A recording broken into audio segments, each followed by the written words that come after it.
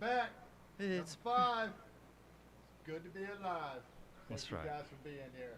Thank you guys. All right, everybody. Welcome back. Welcome back to the show. Uh, we got a special guest, a dear friend of mine is here tonight. If you want to understand how North Carolina became one of like the absolute meccas of modern disc golf, you have to look at the people like who built the foundation. And our guest today is the definition of an industry titan. Oh yeah. That's for sure. He joined the PDGA all the way back in 1992. His PDGA number is 6161.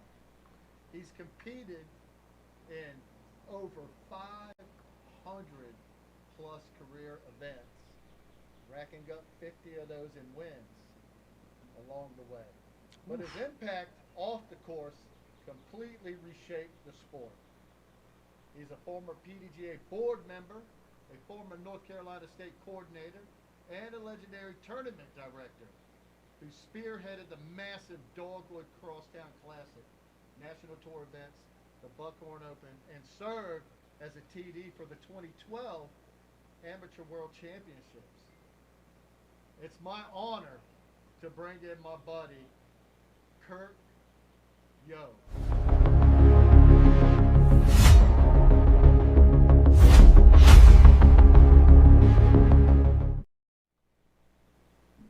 Oh boy. Hey bud, how are you? So far, so good. Still early yet. It is early. It is early. My man, welcome to the show, buddy. Thank you for joining us tonight.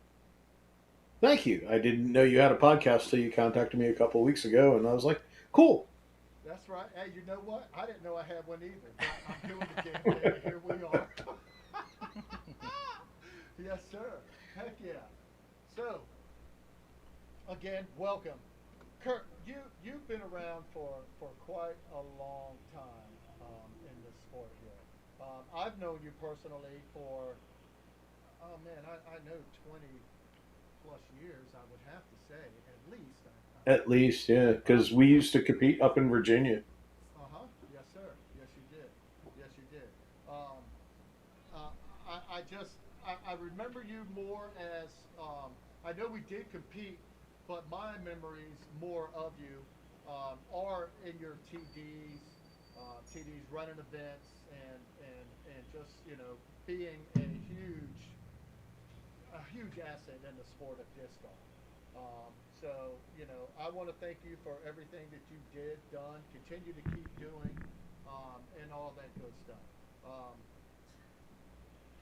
So, can you tell me a little bit of your earlier years? I don't want to jump into this one thing yet, but I want to wait here a little second because I got something good, man, that happened like way back when. I'm sure you probably know what I'm getting ready to talk about. But I don't know, but I'll tell you. I'll tell you how all this started.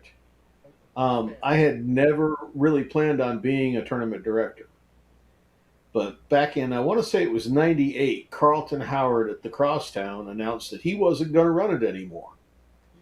And I enjoyed playing the Crosstown so much because back then the two courses that we were using was Cedar Hills and Kentwood, and I lived at that point. I'd actually moved a little bit away, but not far.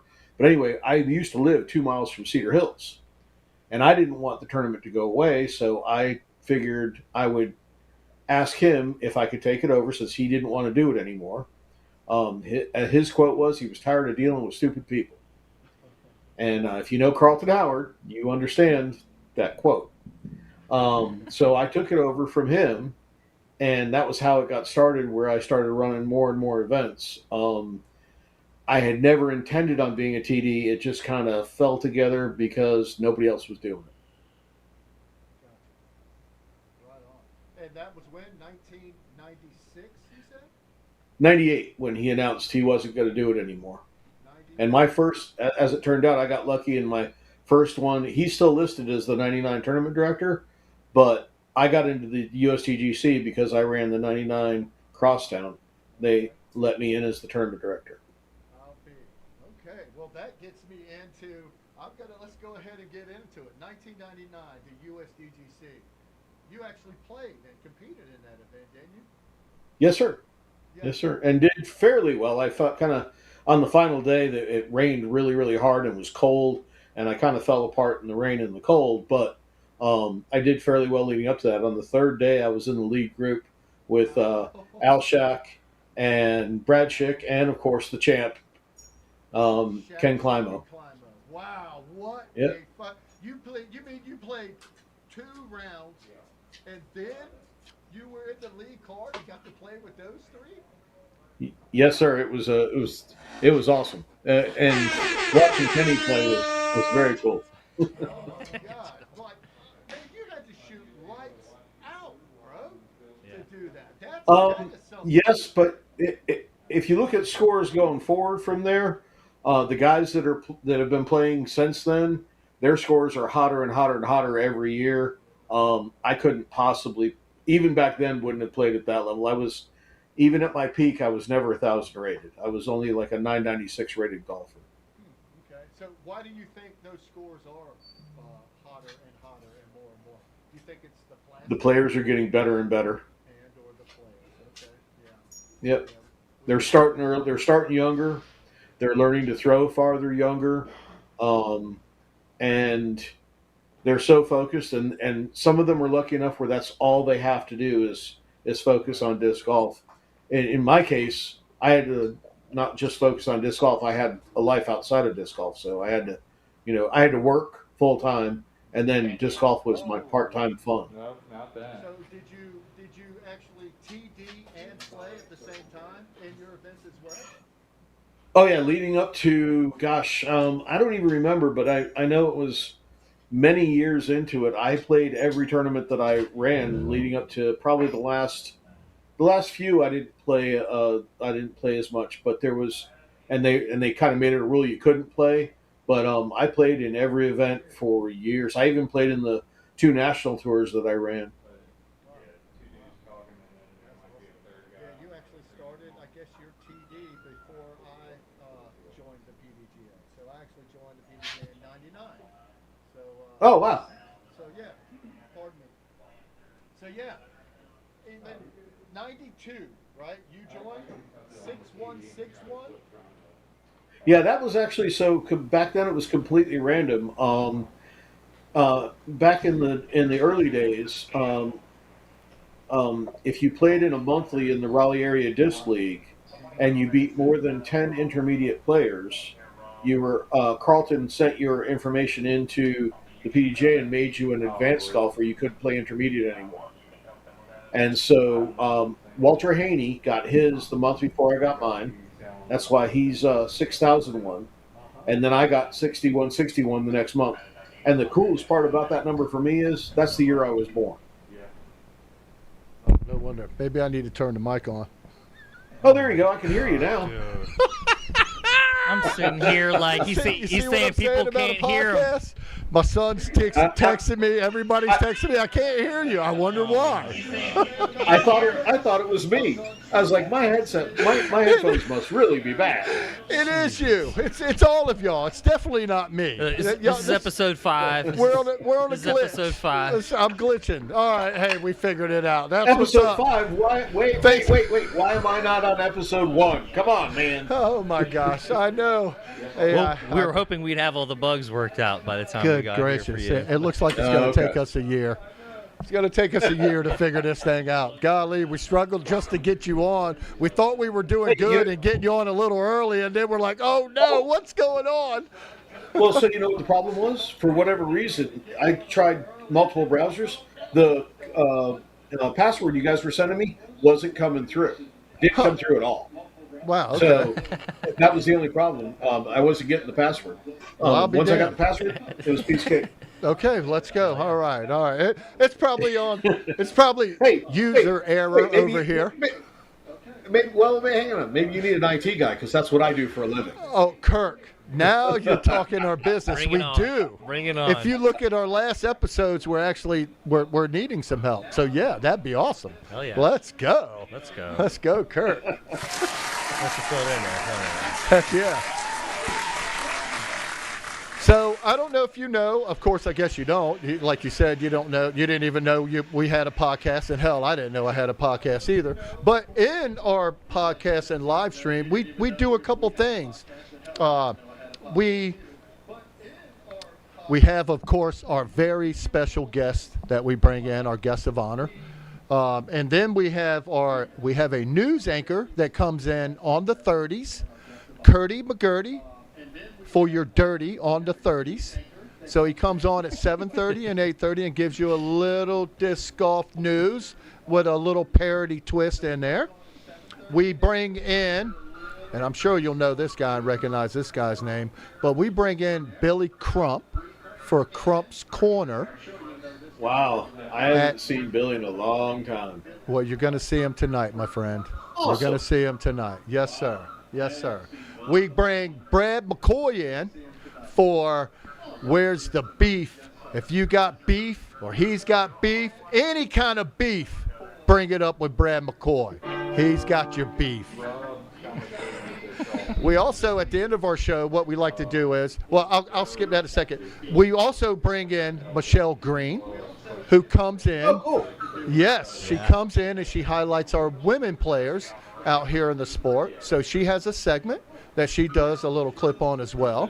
At the end of our thing, I like to highlight our a couple players in the Pro Tour who finished last. The men's side and on the women's side. So we like to give them a little shout out and just say, hey, good job. At least, you showed doing up. what you did. Showed out. Yeah. You showed up. You showed out. You finished. You didn't quit. That's right. So we give them a shout out, right over here. I think it's important to say that if you played crappy on that big of a level and you finished, you know what I mean, and you stayed on the course, you played it out, you go to the next tournament, I mean, you deserve some recognition. That's hard work. Mm-hmm. Yes, that it is. Speaking on that real quick too, I want to give a shout out to our sponsors real quick, just while we get a quick sense. So.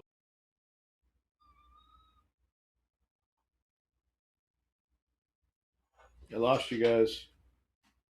No audio. Okay. There it is. We're coming. There you are. This is why we need the tech support. Look. Yeah, come on, Kirk. Look, I'm trying to run the soundboard, the camera switcher, and everything all at once. It's crazy. This guy's everything. So, anyways, yes, our official sponsors. We got Atlantic Coast Screen Printing for all your embroidery, screen printing, and promo needs. They're right here in Burlington, North Carolina, and they do serve nationally. So you can hit them up.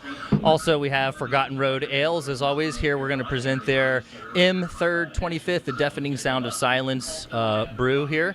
You can check them out. They've got 3 different locations around North Carolina. Check out more at ForgottenRoadAles.com. And, of course, Printavision.com for all of your in-video print needs. For all of you business people out there, use it to catch your next whale.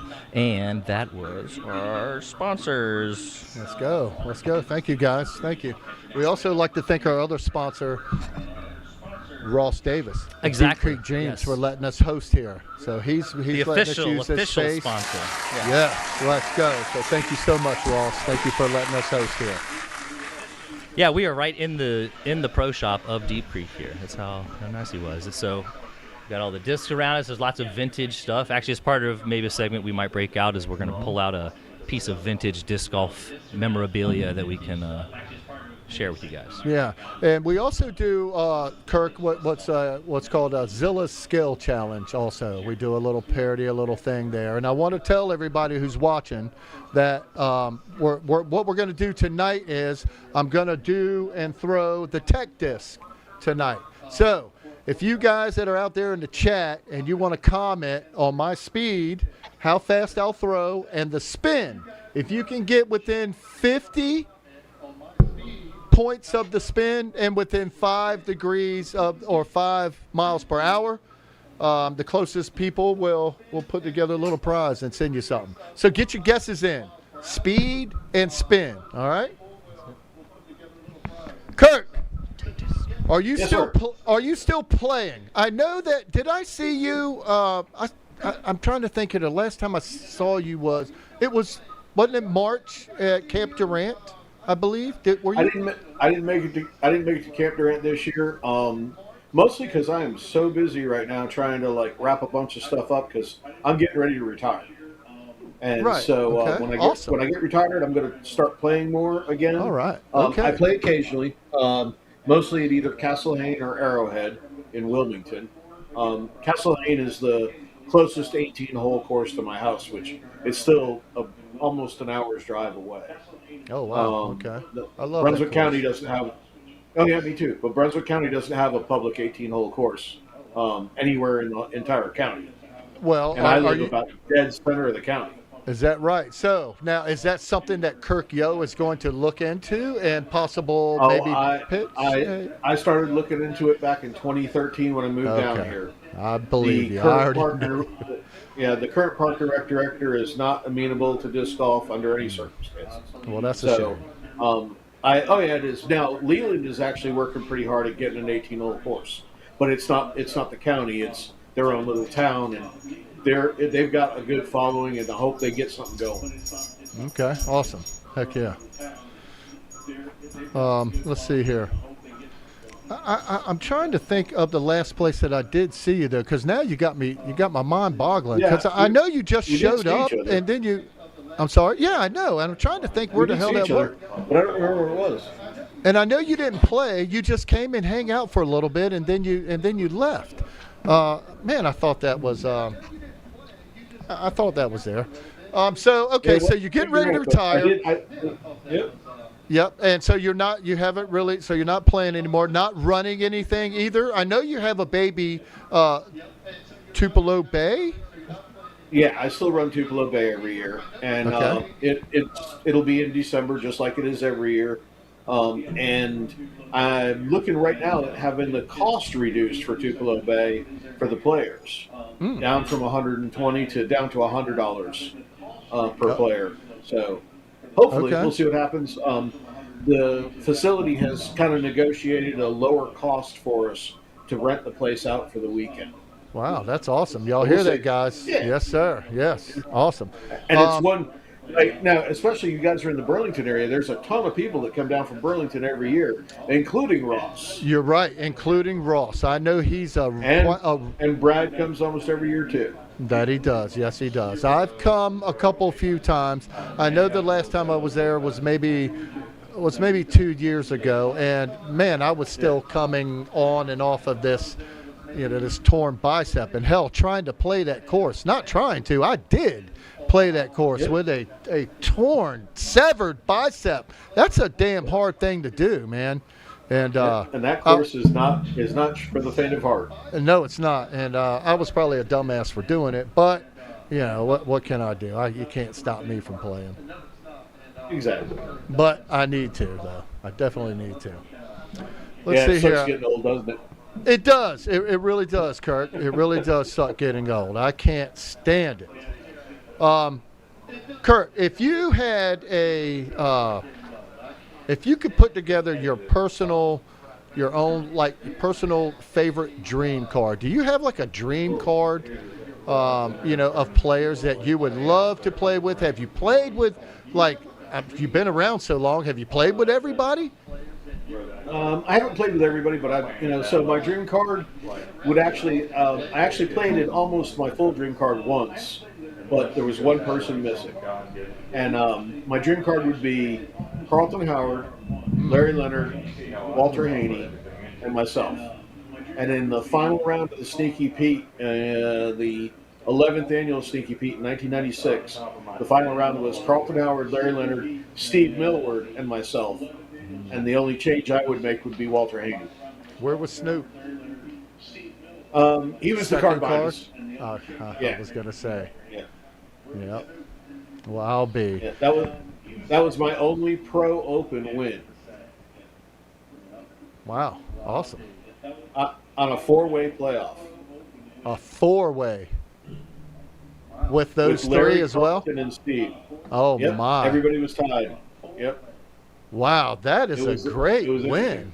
What a great win. Well, wow. I got lucky and parked the first hole of the playoff, and nobody else did. And it was so windy that when they all went to putt, they couldn't make their putts. And all of them were within, well within the range that they should have made their putts. It was so windy, the wind didn't help. So I got lucky, and I had a drop in. Nice. That's what's up. That is nice. Yeah. Let's see. Are you? Let's see here. Do you plan on? I don't know. I guess you after the Tupelo. I guess you're not doing a running any other events or anything like that anymore after not right that. Not right now, but I'd like to. But I actually want to start playing more. I want to start getting back into competitions and stuff. The problem I have is because of where I live, it's a long drive to any place where there's a decent tournament. Well, Myrtle Beach has good tournaments, but other than Myrtle Beach, it's a long drive to most decent events. Like Raleigh's 2.5 hours, Charlotte's over 3 for me, and Raleigh and Charlotte have probably the most events yearly. Okay, all right. Well, I actually spoke with Carlton Howard today, as a matter of fact. Yeah, I did, as a matter of fact. I'm trying to get him on the show as well. We'll see. We will see. We will see. Well, you have to let me know when that one's happening. Absolutely, yeah. As soon as he lets me know, I will definitely let you know. That's for sure. Yeah, I would love to see him on here. Yeah, we didn't. Our first show, we had Schwebby on, of course, right? Nice. Got it. Yeah, Great I mean, absolutely, you couldn't do it. He was a pleasure. Such a great man. He's very approachable for everybody. Everybody knows him. He's the people's champ, and what better person? Absolutely. Yeah. Our second. Who did we have in our second podcast here? Who was that? It was Billy Crump. No, it was Billy Crump before he joined the squad. Oh, did. Yeah. We actually had Billy on, as a matter of fact. Billy and Brad McCoy. Yeah. Was kind of our second guest. And then right after that, we talked to Billy, and we're like, hey, let's have you on all the time to talk about the old classics and whatnot. Yeah, and that's awesome. I can't wait to have him on again too. He brings up some. He was Joe Mez before Joe Mez, right? Come around and he did all his thing, traveling, all that time and money and efforts into trying to, find the right people or the best people, to get out there to play, to film, to edit, to post. And we know that he didn't make a damn dime on that stuff. Nothing. No. Nothing. That was just pure love, Yep. He's Billy's actually part of 2 of my favorite disc golf stories. One of them was at Kingsport, and I believe going into the final round, I believe he had a 6-stroke lead over Jerry Harmon, and Jerry managed to walk him down, and on the final hole, throw one in from downtown to tie it up with Billy. Oh my! And they go into a playoff. And Billy Crump had his earbuds in and couldn't hear anything. Jerry steps up on the pad and throws a hole-in-one on the first hole, and Billy doesn't know it. Oh, my God. I got Billy's attention and made him pull his earbud out, and I said, Billy, Jerry just aced. And Billy was like, oh, my God. He just, literally stormed around, throwing his arms up in the air, freaking out because he knew the deal. He could. The playoff was probably over because there was no way he was throwing an ace. Oh, back-to-back aces are so rare. Sure. So yeah, that was a great Billy Crump moment. I felt bad for him that he lost, but it was amazing that on the very first hole of the playoff, Jerry Harmon throws a hole-in-one. That is crazy, man. I would hate to have that happen to me on a playoff. Oh my gosh. Me too. Oh man, to play all that and then one throw. I wouldn't know what to do, of course, but try to ace the hole. But like you said, who knows if that's going to happen. So it looks like we got a couple people in the chat, too. Want to give you a little shout-out here, Kirk. We got Alicia and Steven Knox are saying that they met you at Worlds in Charlotte when they were warming up on the Hornet's Nest, so they want to give some love. And Joe Crisco says he met you because he tried to sell your brother a starter pack. He came down and beat up on me real proper. It's awesome to have learned a lot about the sport from him. So that's from Joe Crisco. What's up, Crisco? Joe's a great guy. He actually has his own private course. here in Brunswick County. Oh, yeah. Wow. What is it? Shout it out. I don't know the name of the course because I haven't been there, so I don't know it. But I know he has his own course on his, I think, wife or girlfriend's family land. Okay, that's what's up. Crisco, you still there? Shout it out, buddy. Send us a little chat and tell us what it is, and we'll give it a shout. Yeah. John McDaniel says hello, Kirk, as well. JG as well. JG says, what up, Kirk? Yep. We got Now, Tyrone. you and I used to compete against JG all the time. Yes. At the Grange. At the Grange. At the And Grange. Seneca. And Seneca. Yes, he's definitely a mid-Atlantic man. JG was a baller back when, too. And even Gillies and Dory Park, I bet we played against him there, too. Yeah, agreed, yeah. Chris Heisel ran event, I'm sure. Yep. Yeah. Love all these old guys. These old guys. I don't see Chris, though. He needs to get up on here. Yeah, other shout-outs, we got, Brother Bomb. We got Tyrone 1522. That's my son. Okay, that's what's up. Let's go. What up, son? Slumdog Grilly. We see him. Hi, And, Kimmy. Bunch of the team. John All McDaniel. right. We got us a nice little crew coming on tonight. Let's go, guys. Thanks for the chats. Big up to Kirk Yoo. Heck yeah. So I guess you probably heard this by now. I was inducted to the Hall of Fame this year. Oh, nice. Let's go. That is awesome. Congratulations, my friend. Man, I feel like Pretty excited. now I think that solidifies it. Like we keep getting Hall of Famers. Bro, I'm telling you, man, I don't know how we're doing it, but we're doing it. Let's go. Well, you can't beat a two-time Hall of Famer, which is Schwebby. He's in both the PDGA Hall of Fame and the North Carolina Hall of Fame. Yeah. Now, what you need to do is get Alan Beaver on here, then you'd have another two-timer. The Beeve. Definitely got to get the Beeve on, for sure. I'll be reaching out to him soon. And if you get Carlton, that's another two-timer. I'm definitely reaching out and talking to Carlton, and we're going to schedule a time, that's for sure. All right. Well, you know what time it is. It is on the 30, my friend. So I believe McGurty. it is time for Kurty McGurty's Dirty on the 30. All right, let's go.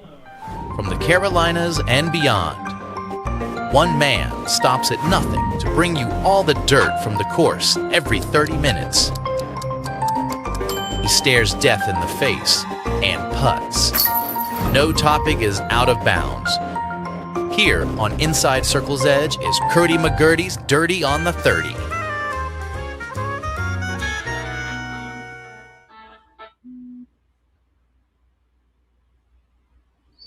No audio, guys. All right. There it is. Hey, my fellow Frisbee friends, how you doing this evening? What's going on, brother? All right. So, Captain Yo, how you doing, my brother? Good, how are you, man? I'm doing great, Kirk. I appreciate it. Just wanted to give a shout out and congratulations to you for your Hall of Fame. You're always been a Hall of Fame in my book. Thank you. Now, I'd like to share a short story, and then I got a question for you. I moved down here to southeastern North Carolina in 2011. First time I met you, we played a doubles round together, and lost my train of thought there. Sorry. So I bought a Cobra from you, and between me and you, it cracked on me in about a week. Of course, nobody was selling Cobras at the time, so that's when I switched to rocks, and I haven't had a Cobra since. So thank you for that.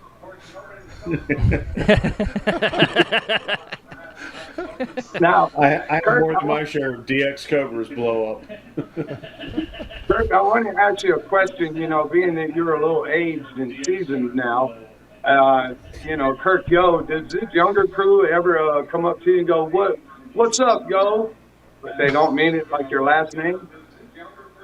Oh, yeah, all the time. Is that right?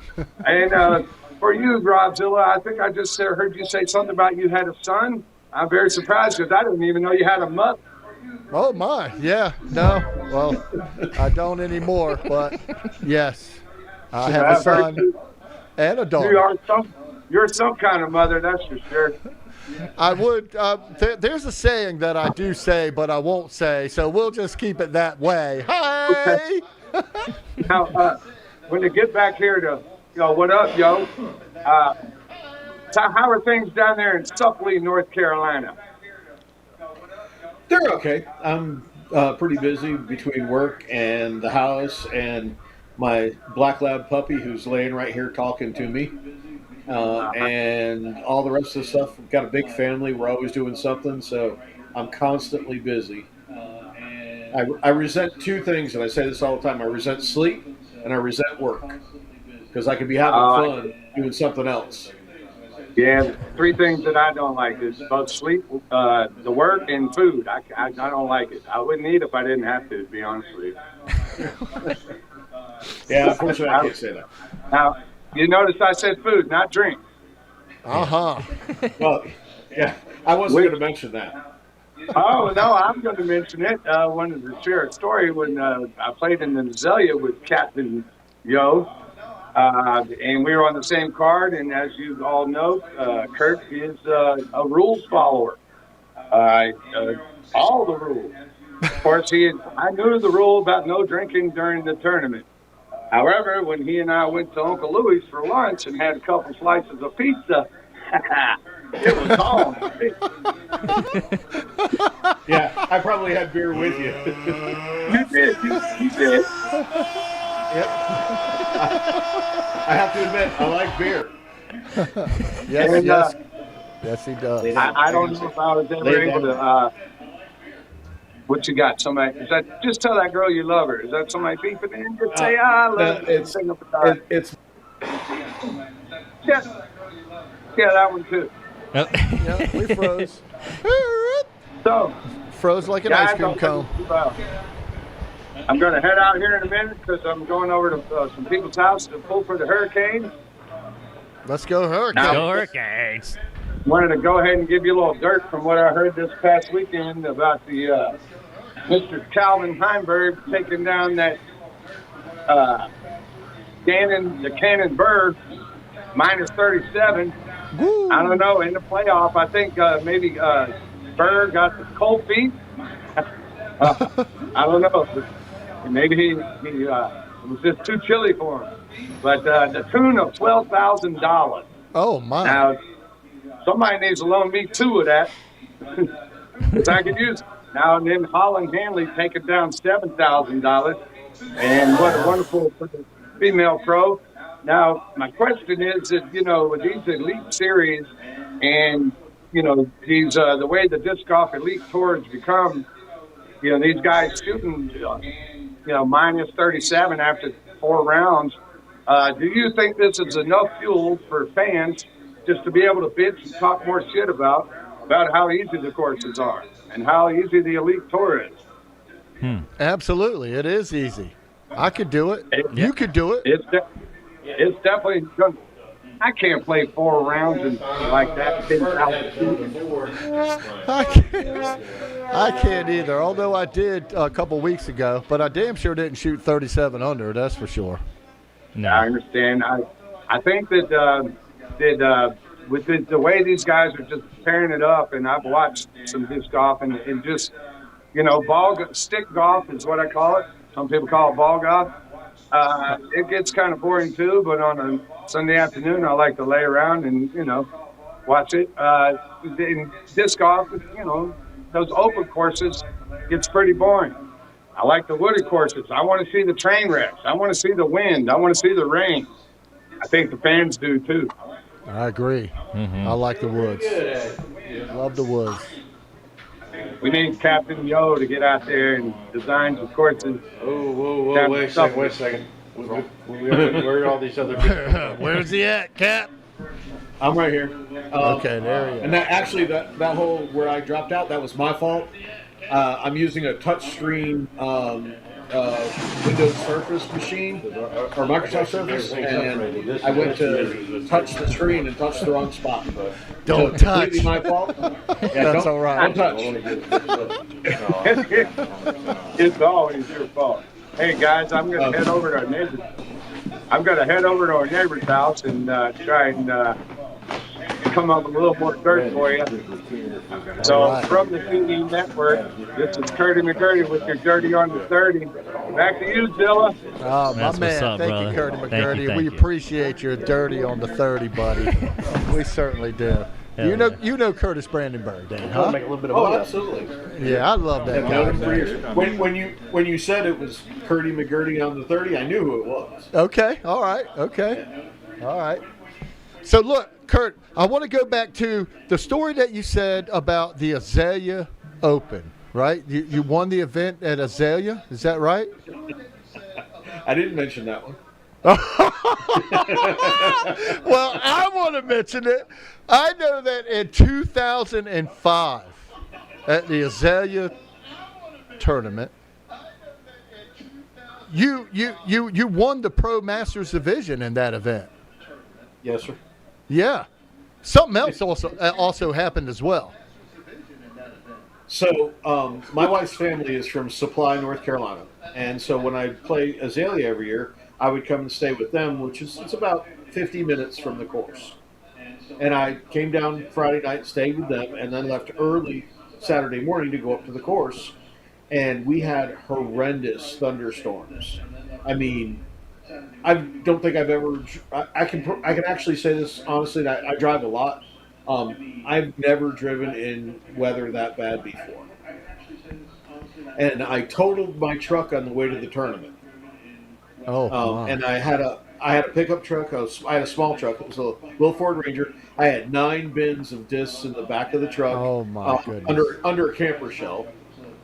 And the only thing that ended up out in the mud was I had a mag light behind the seat that hit me in the head on the way out the window, and my I had an old, or back then it wasn't old. I had an iPod with a hard drive in it. It was still running out in the mud when I found it. Oh my goodness! So, was that the first? That was the first day. That was first day on the way up there, the first morning. God! And you freaking made it. Oh wait, so this is to tell you the truth, this has been on PDJ radio too. Let's go. I totaled my truck, called my wife's parents' house, and told my mother-in-law to bring they had a camper van to come get me and my stuff because I just totaled my truck.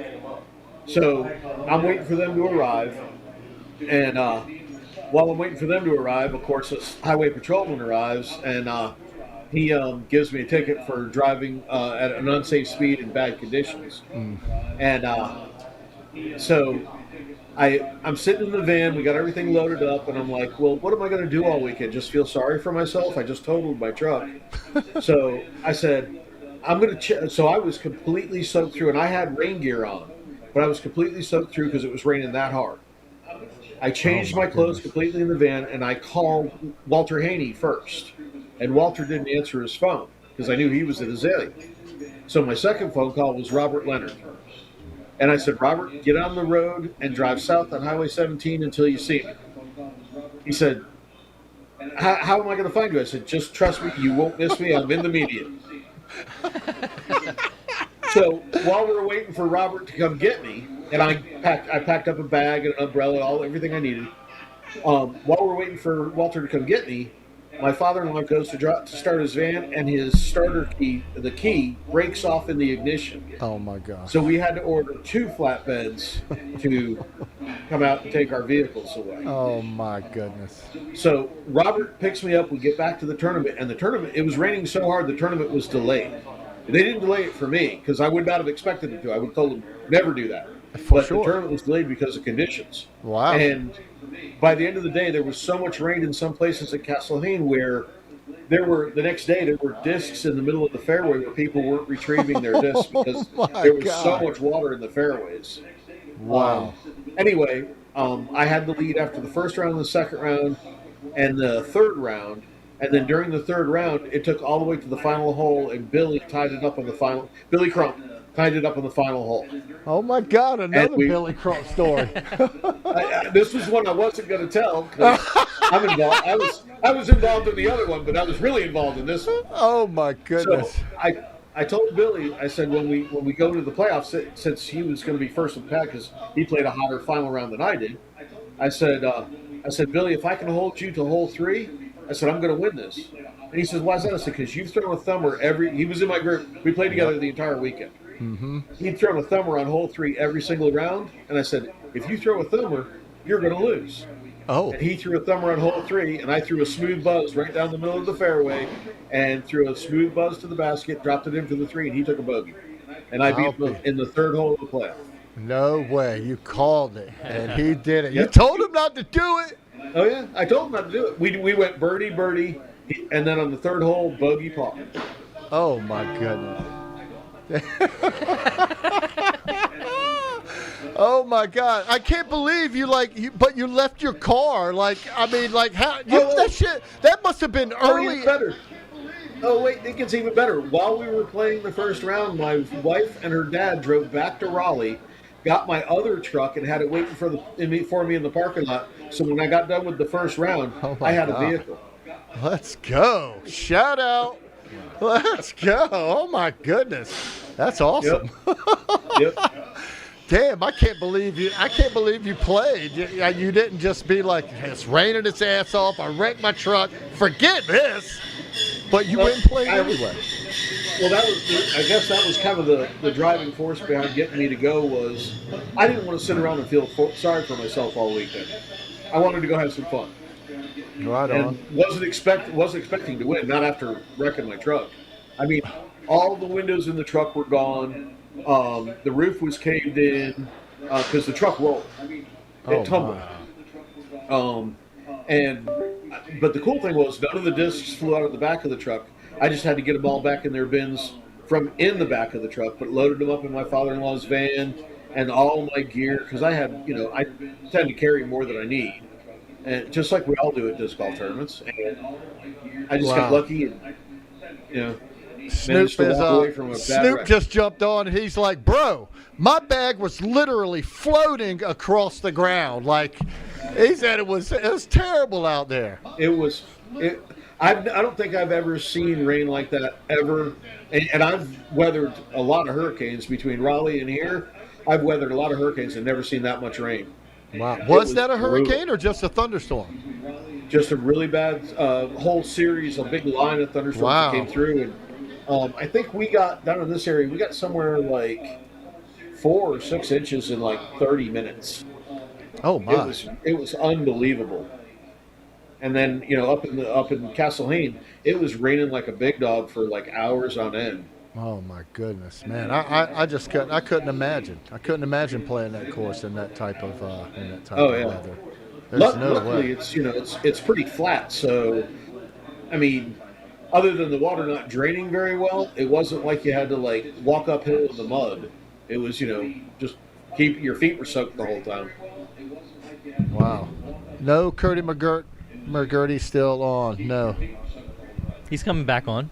No, Joe Crisco is asking, is Kurty McGurty still on? There's a delay echo. I don't know what that is. There is an echo. And the delay echo, I can hear what I say a few seconds after I say it. Oh. Mine is pretty on for me. I don't know. I can hear you instantly. Hang on. See, we're working on this stuff. We're technically it's a learning curve. Decline. Let me it's a learning curve. So Joe's course is called Woodside as well. It's still in the works. Okay. Yeah. Oh, okay. Yeah. I'm not sure. Still echoey. I haven't been lucky enough to play Joe's course yet. Okay. Me neither. Hopefully soon. I haven't been lucky enough to play Joe's course yet. Well, speaking on playing, I mean, apologies for the echoes. Everybody will figure it out next week. It's all right. We do have. You want to do the skills challenge real quick? I don't know if you can hang tight for like 5 minutes while. We can. Did everybody put in their guesses in there? How fast I'm going to throw and to spin? I didn't see any, or did I? Or maybe I did. I don't know. I haven't looked. I think JG put in something. I'm not sure. Of course, Here's something that I think you guys should do. Where do you get the podcast from? Where can I watch the podcast? On YouTube. Okay, I just didn't know, and I wanted to. I figured, if you. if you tell everybody, we'll all know. Oh, well, check this out. Guess where you can watch the show at? You can watch it on YouTube. You can watch our show on YouTube, Inside Circle's Edge. Yeah, give us a like, a subscribe, follow, chat, comment, do all that good stuff. We've actually had some. Woo! Mickey G, I love you. Oh my God, John McDaniel, 83 miles an hour. Mickey G, 76. Lord have mercy. You guys are getting. I'm 58, guys. Just to let y'all know. Good luck with that. I'm gonna give you a hint. I'm not gonna throw that fast. Oops, I didn't mean to.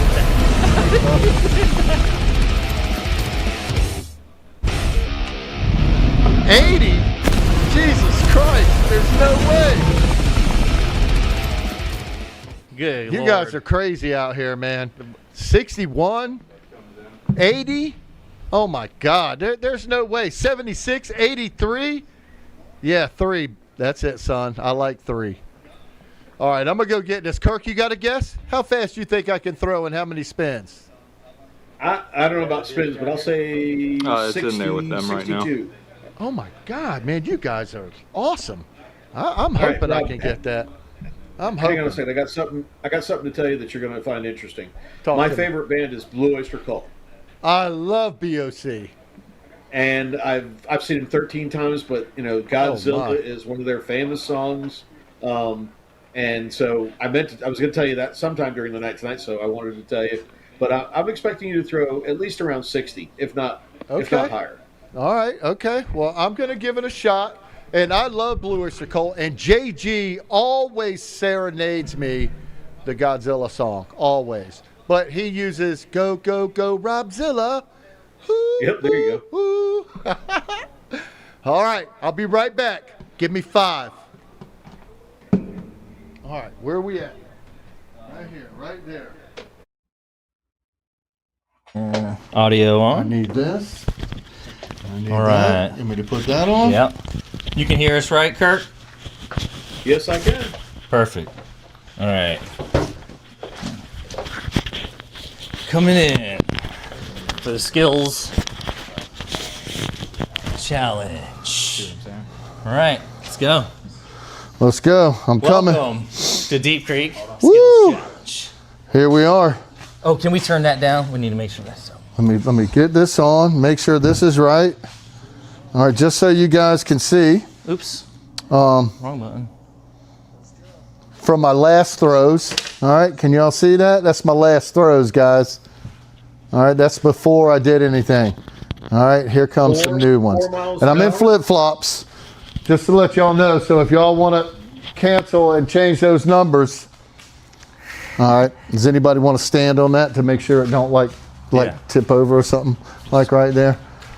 Thank you, Ross. It's not going to fly at me, right? No, just put on it just so it don't go. It's all right. We're good. All right, ready? I'm going to do 3 times and we're going to average it out. All right? 1. Let's see what this one was. Woo! Guys. I'm doing pretty bad. 48.8, 1,061 spin. No good. All right, thank you, Ross. All right, 2 more times, man. I got to break the 50 mile an hour, man. You guys are like 60 and 70? No way. I don't think that did it at all, Ross. Don't you have to hit the target too? Does that count? You might think you want to hit the target in order for it to work. Lord have mercy, I'm getting worse. 48.4, 989 spin. Oh. I am 58 though. All right, one more. I will get to 50. Okay, you can do it next. I want to see what you got.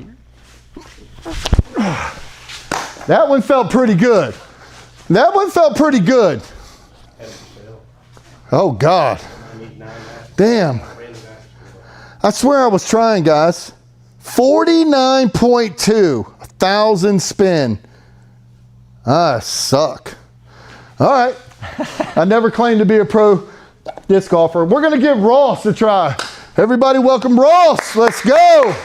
Let's see what Ross got. Go with the flick. Ooh, flick'ems. Wow. Oh my. Oh my. Holy smokes. Holy smokes. Look at Ross with the big forehand. 56.6. His spin, though, he needs to get that spin up 658. But damn, that's pretty good. All right, I'll get the spin on this one then. All right.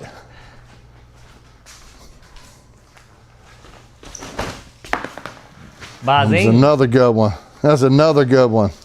Oh my. Yes, it was. Ooh. Oh, he got a big 58 in there. Jesus Christ. No wonder he could throw so damn far. All right, we got to beat Shit. that. 60. All right, one more. Ooh. Ooh. Here we go. Damn. Man, that was pretty.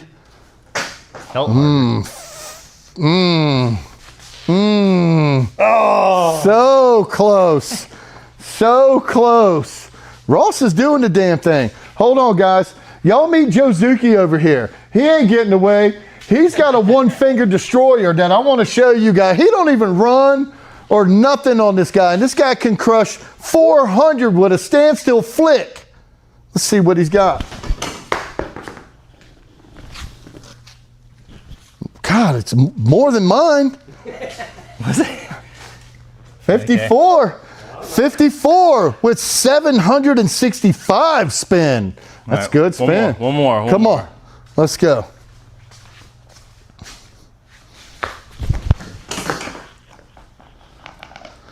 God, man, these guys are young, man. Oh, my God. Holy moly. These guys are good over here, man. Look at this. 55.8, 834. Let's go. One more? I got to do one more. No. I know, but I got to get mine in. I can't go out like this, guys. You're going out like that. Come on. What do we got? Damn it. So close. Look, I'll 49.8. 1,045. I got that spin, Marcus? though. I got the spin. All right. We got our cameraman, Marcus. That's right. Oh, I need to. Yes, sir. Ooh. Oh, my. It's holding. What we got? Marcus, oh my God. 53.4. 989 spin. Let's go, Marcus. Yes. Y'all can watch it work. Watch it work. 55.4. 977 on the spin. That's what's up. God, guys, I got to do one more, man. I can't go out like this, guys. I just cannot go out like this. Let me get smooth, fellas. Y'all know what's up. Old man over here in the house. Let's go. Oh, man. I can say that, here we go. I've been working out a little bit at the gym, too, and kind of like my arms are a little stiff and hurting, but I did just break the 50. All right, Yay. just barely, but we're there. That's all right. Well, I can throw straighter shots. We'll see you back at the shop. That's what's up. All right, coming in hot. Coming in hot. All right, and let's see these.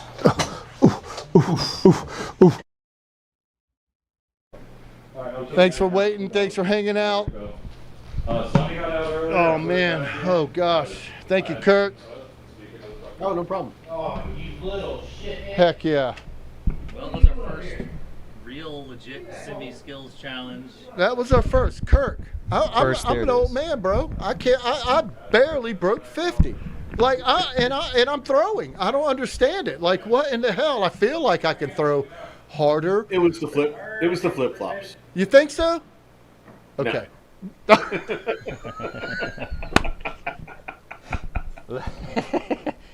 He said he was going to bring his shoes too. I'm bringing shoes next week, fellas. I'm bringing shoes next week.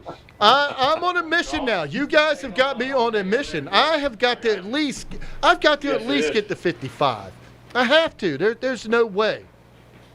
Oh my gosh. Well, I believe that it's coming up on the 8 o'clock hour. We could probably go ahead and get it rip rocking because we've been dropping this person's name quite a bit throughout this whole episode. So let's bring up our friend Kirk. You ready? Let's do it. I'm ready. Here we go.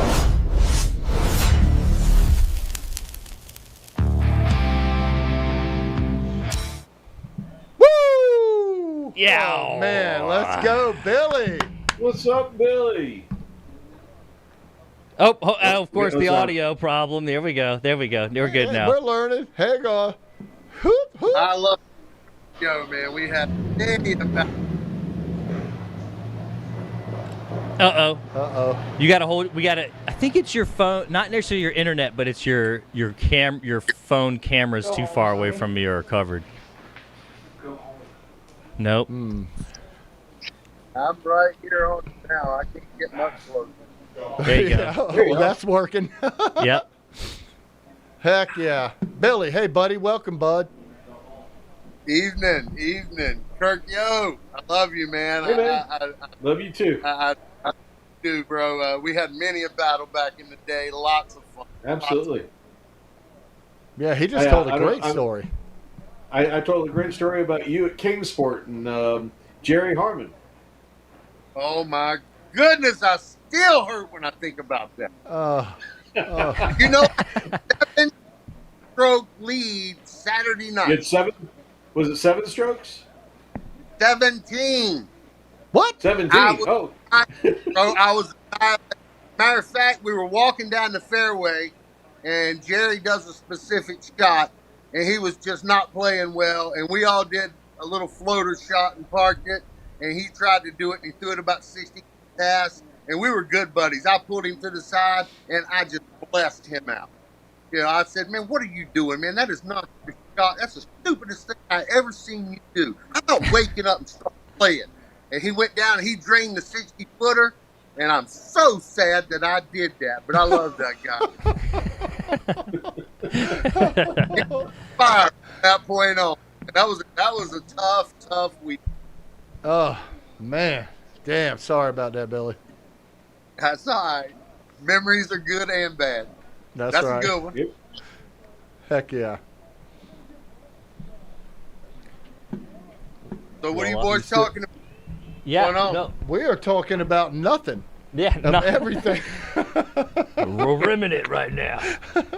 I'm sorry. I'm reading. I'm looking. I'm trying to do all this stuff I don't know how to do, but we're doing it. Kirk, that incident you're talking about only lasted one hole, you know. But you and me had a sudden death in Wilmington that went, what, maybe 6 or 7 holes, something crazy like that? 3 holes. Holes 1, 2, and 3. And I told you before we started that made some great shots. We had a big battle. It felt like we played. We did for about 5 minutes afterward. We went birdie in the first 2 holes, but I had told you before we started, before we threw the first shot of the playoff, I said, if I can get you to hole 3, I'm going to beat you because you haven't thrown hole 3 good all weekend because you keep throwing thumbers. Right. And damned if you didn't walk up to hole 3, throw a thumber, and got knocked down by the first tree. And I smoothed one right down the middle and smoothed another one up to the basket, took my easy 3, and you got a bogey, and I won. Yeah.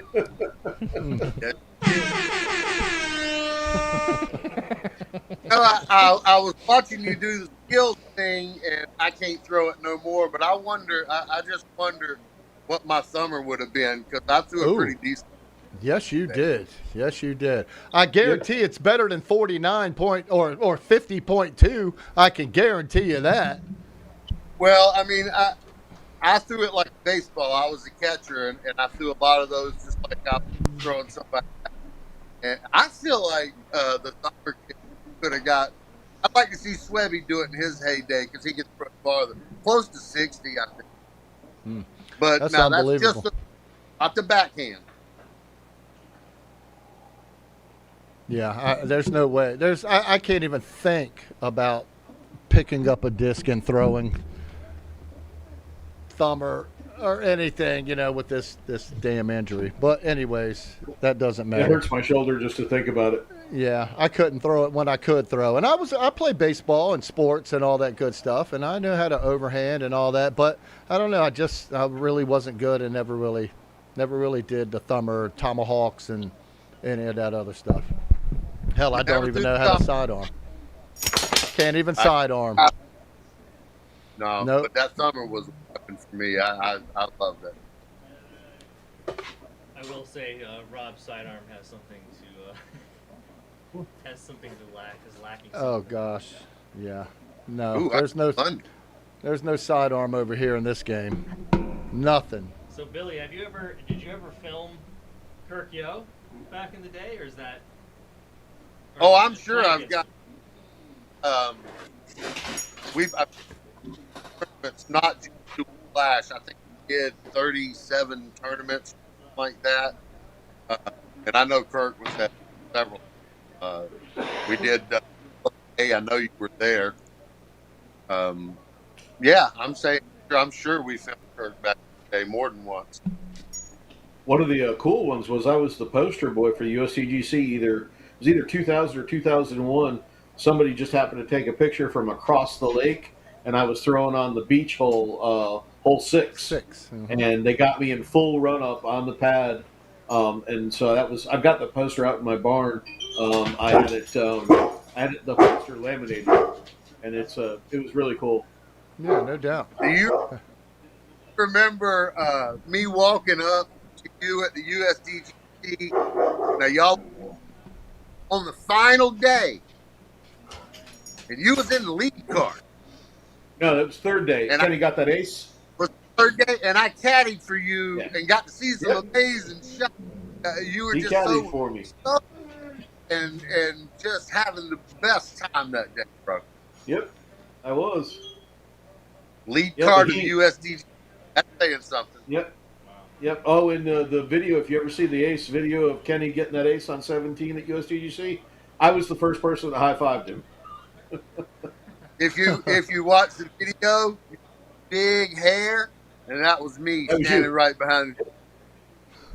I tell everybody, there's I remember- Billy. I don't know how, but there was a lot of the stuff back in the day I just got in the middle of, and I see pictures, video, and like 200 people in dead center for some reason. A lot USDC. Yep. You know, I had a lot to do there for the first few years. Heck yeah. I'm all over the place. Trying to do too much right now. He's doing the chat right now. I know. I'm trying to do. I'm sorry, guys. I'm all over the place. I'm looking, reading, Brad's trying to get in. He can't find the password. He can't find the link. He don't know if he's got service where he is either. So I don't know if we're gonna do beef. We got beef. Who's got beef? Has any of you guys got any beef? Bring him on phone. That's what I'm saying. I'm trying, but it's. You're breaking up, Billy. What's that? I got a big storm overhead, but no, I'm feeling pretty good today. I got no beef. No beefs. No beefs. I think. I got. It's not real beef, but it's fun beef. So me and Pressman. Oh. So now we're going at. So he showed up at League, and. Oh Lord. And then convinced me to play MP40 instead of MA40, and I was like, if you're playing, of course. And then so I'm playing blind at Cedar Rock, whichever one, the one in the back, and I'm straight schooling these guys the whole round until I'm not.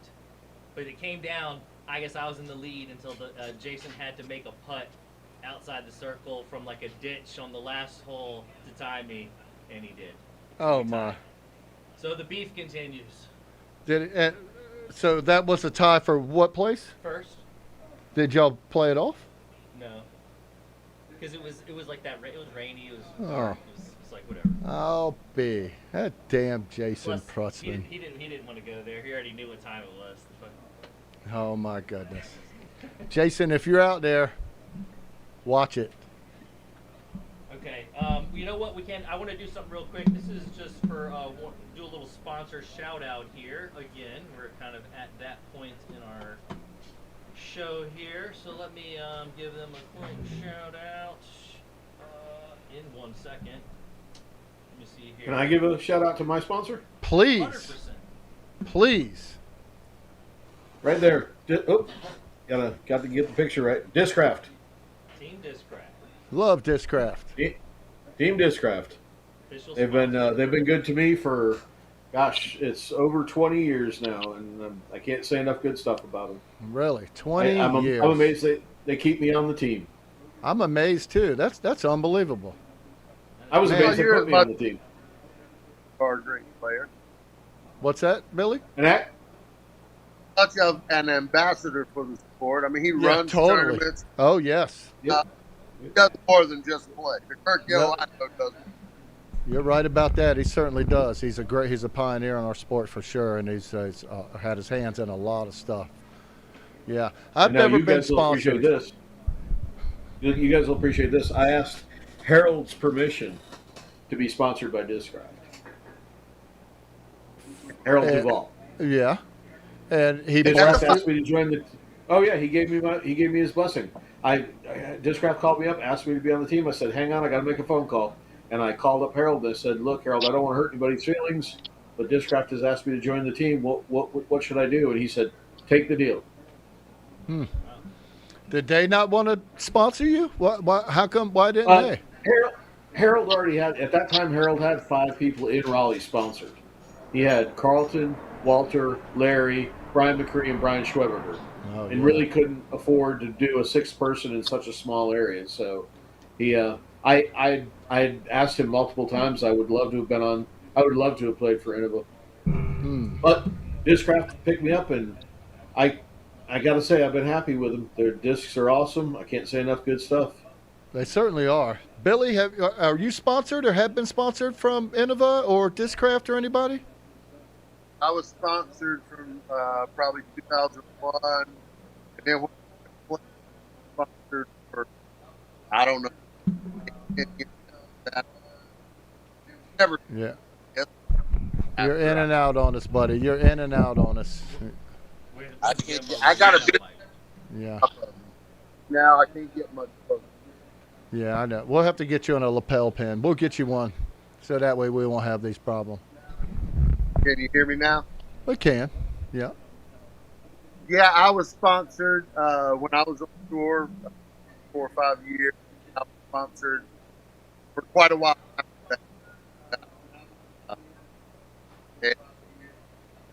While I was, I was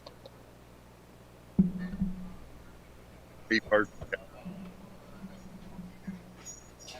Man, it's still coming in and out, but I think we got the gist of it. Yep. No doubt. Well, anyways, sorry. We'll do a quick sponsor shout out too. Anyways, shout out to our other sponsors, Atlantic Coast Screen Printing. All your screen printing, embroidery, and promotional needs. Go to AtlanticCoastScreenPrinting.com, and to Forbidden Road Ales Brewery, 3 different locations in North Carolina. Check them out, ForbiddenRoadAles.com. And of course, Print-A-Vision for all of your video and print needs, for all of you business guys out there. Got printed pieces with video players inside the boxes. Pretty dope. Boom. Anyways, check it out, Print-A-Vision.com. That's Print-A-Vision with the Z. That's way dope. Heck yeah. Thanks, so, yeah, Print-A-Vision. And so, of course, and not to forget, our official sponsor.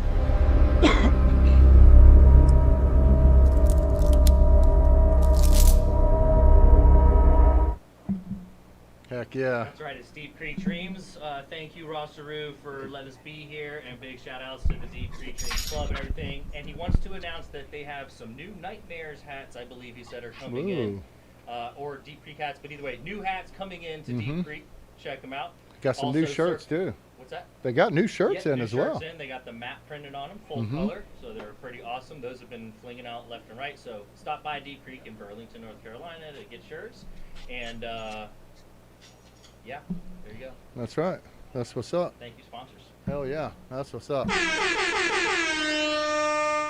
So, hey, Kirk, there was a, do you have like one of your, what's your, maybe your best event that you TD'd? Do you have a favorite or one that comes out or stands into mind that, you know, that it was, everything went right, everything was great, it was, I don't know. I see one here that I'm looking at, and I'm just wondering if you're gonna say this one here that I'm looking at. But is there any event that you TD'd that was like, wow, I can't believe that? Pretty much every year at Tupelo Bay, I think it comes when everything comes together, and we're getting ready to play, and the first round's getting ready to start. That's usually my best memories. I can't think of any others other than that. All of them came together. I always had a good crew of folks working with me. Carlton was a mentor for me. Alan Beaver was a big mentor for me, and Sam Nicholson. And then I had Mike Norris helping me, and Stick helping me, and Bobby Henn and Ken Olson.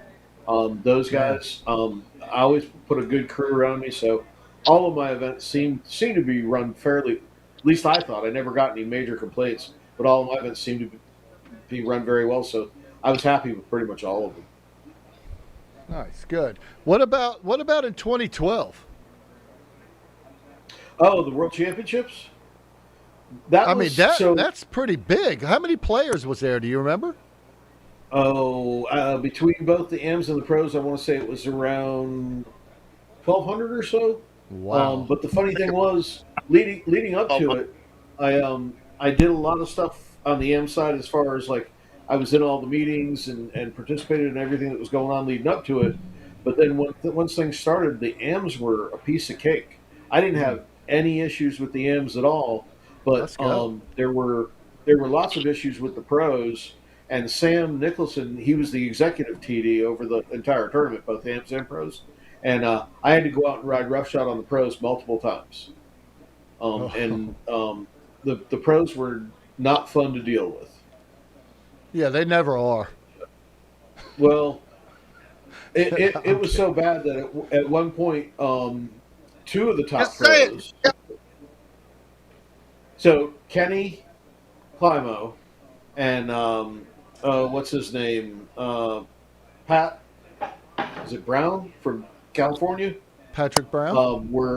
Patrick Brown. They were pretty upset that they could. It was one of the first big events where you couldn't smoke cigarettes while you were playing. And they were pitching a fit and cussing out both spectators and volunteers. Oh, my. So when I showed up, I pulled up in my Jeep, and I met them. They were at Renaissance. And so I started walking with them the rest of the tournament. And Patrick had never met me and didn't have any idea who I was. Well, Kenny knew when I showed up. I was like, Kenny, you got to calm it down. You can't be difficult like this anymore. And Patrick just had no idea who I was, and I basically was just there to keep them from getting in any more trouble or causing any more trouble. Sure. But and then we had a problem with the pros, the Pro Masters. There was a thunderstorm at one of the courses, and they got delayed on the last day and didn't get to play in the semifinals on Saturday because of the thunderstorm, and I had to deal with them as well.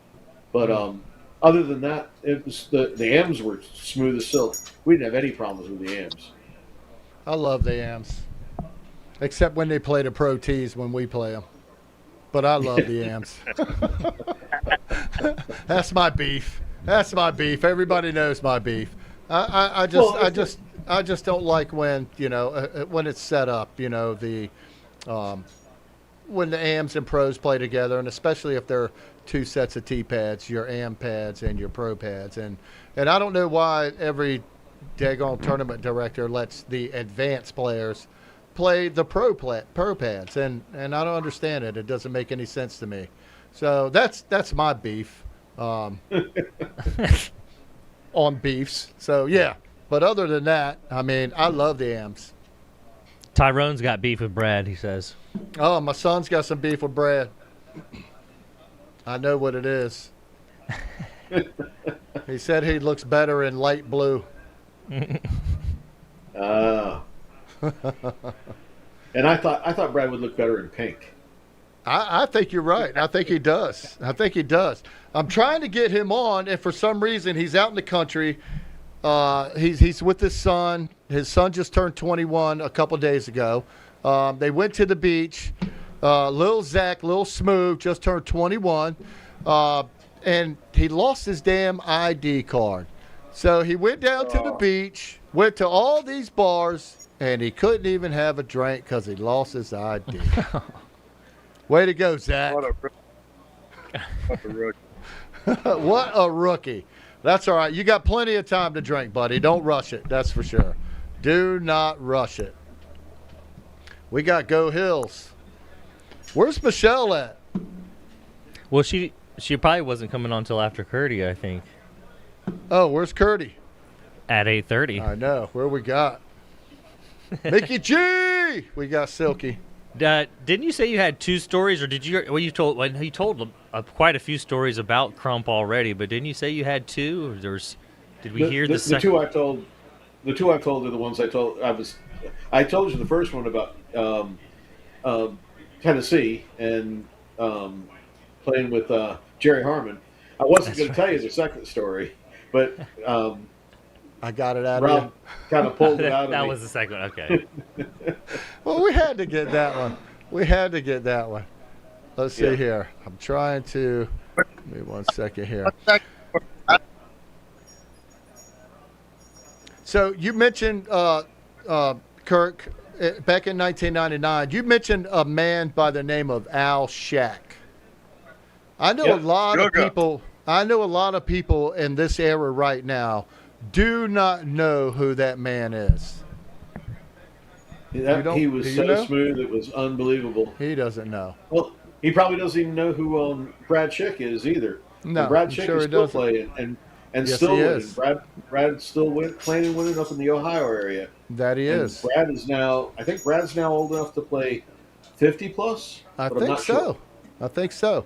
Yeah, I've been following him. I saw him at the Masters, U.S. Masters here last year as well, at Diavolo, and and I just saw him competing too, not too recently. He's also caddying for Paul Macbeth. You know, I've seen him out there caddying for him. I get to see his updates a lot on the Discraft team page because he's still winning. Ah, awesome! Heck yeah. Yeah, he's a baller. Shaq was one of my mentors growing up, and that dude, you're right. He was so smooth and spin.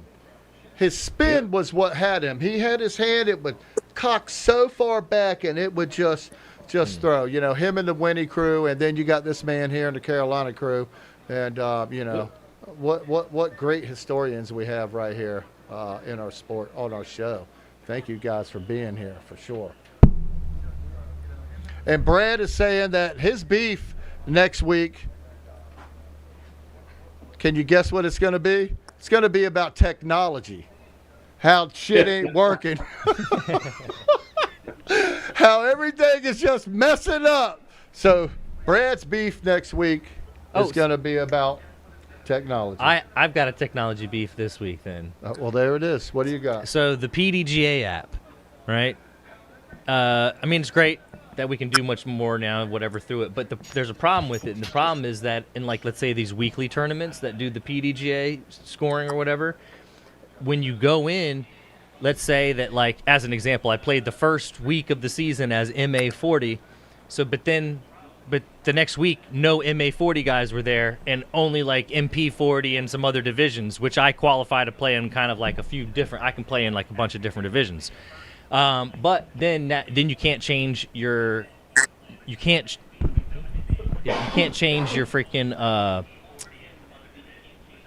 your oh my God, divisions. Yeah, you can't change your division once you've locked it in, I guess.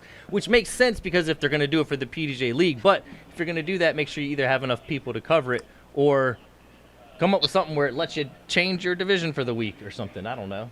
I mean, unless you're not allowed to play that division, but I mean, that's what I'm saying. But like, how do we do it? Because now we can't even keep score now, you know, because the whole league is trying to keep score on the thing, and you got to have 2 people on the app, and if we're not in the same division, it doesn't work that way. I don't know. It's weird, but I don't know if anyone else has issues with it, but me and I have issues with the PDGA scoring, but only because there are aspects of it that I love the fact that it helps keep people from pencil whipping. That's awesome. Yes. Yeah. However, I don't like having to pull out my phone every single hole because I got to put my glasses on to see my phone, and then I don't don't throw with my glasses on, so I take my glasses off, put them back in my bag. So, and then if it's foul weather, the phone is not a good choice at all if it's raining. Right. True. You know, so there are aspects of the. I like the fact that it keeps players from cheating. It's awesome. It's perfect for that, but it has its downsides, especially for older guys who can't see their phones anymore. Mm. You know, I got now that y'all just said something about that. I got another beef too, man. One of my other beefs are TD starting us old guys early in the morning. Just because I'm old doesn't mean I like to get up at frickin' 4 o'clock to be on the course by 6 to play. Give me some time. Let me wake up. You go to tournaments I prefer at 6? starting early. Well, I know some do. I don't mind. I'm just giving these guys a hard time. Damn it. Let me sleep in. Hey, don't play good enough where you're still going to be in it at that time. Or play pro, right? Know when your time starts and play pro, and I can start later. So Yep. Get good, play pro. So what do you think about starting a new Masters series of some kind? A disc golf master series? We brought that up a few times, right? There's just some of there kind of some is of a the master seasoned series players going on, right? What's that, Crump? Well, we got a few of them. What was the one you were talking about redoing, though? Remember? Oh, Lord. We're calling that out right now? I mean, No, I don't know. I'm not doing any of them. We're going to – I don't know. Who knows? We don't have anything planned. I'm just saying, like – I'll throw – I don't know. I was talking with Cam Todd the other day, and he wants to start, like, the Dino series and bring back, like, and get us older guys and OGs back to play and create a Dino tour. Well, Kenny's back playing, and he's playing for a new team now. He's got his own line of discs. He does. Is he actually physically playing though? I mean, can he play more than a round or? That I don't know. I don't have any idea. Okay. I'm not sure. I don't think so. Like one day tournament. Yeah. In one day. That's right. Yeah. I know he can play 1 days. Mm-hmm. That's what last time he was telling playing 1 day.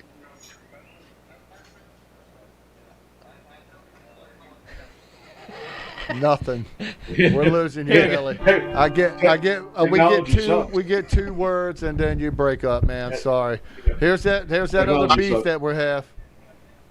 That's all right. My phone is almost out. I'm going to sign out. I know Kirk is coming in soon. Kirk, man, I miss you. I miss all my buddies, but I miss you, brother. Hope you're still throwing great. It's good to see you, baby. It's good seeing you. Yeah, we'll be seeing more, Billy. You boys have a good.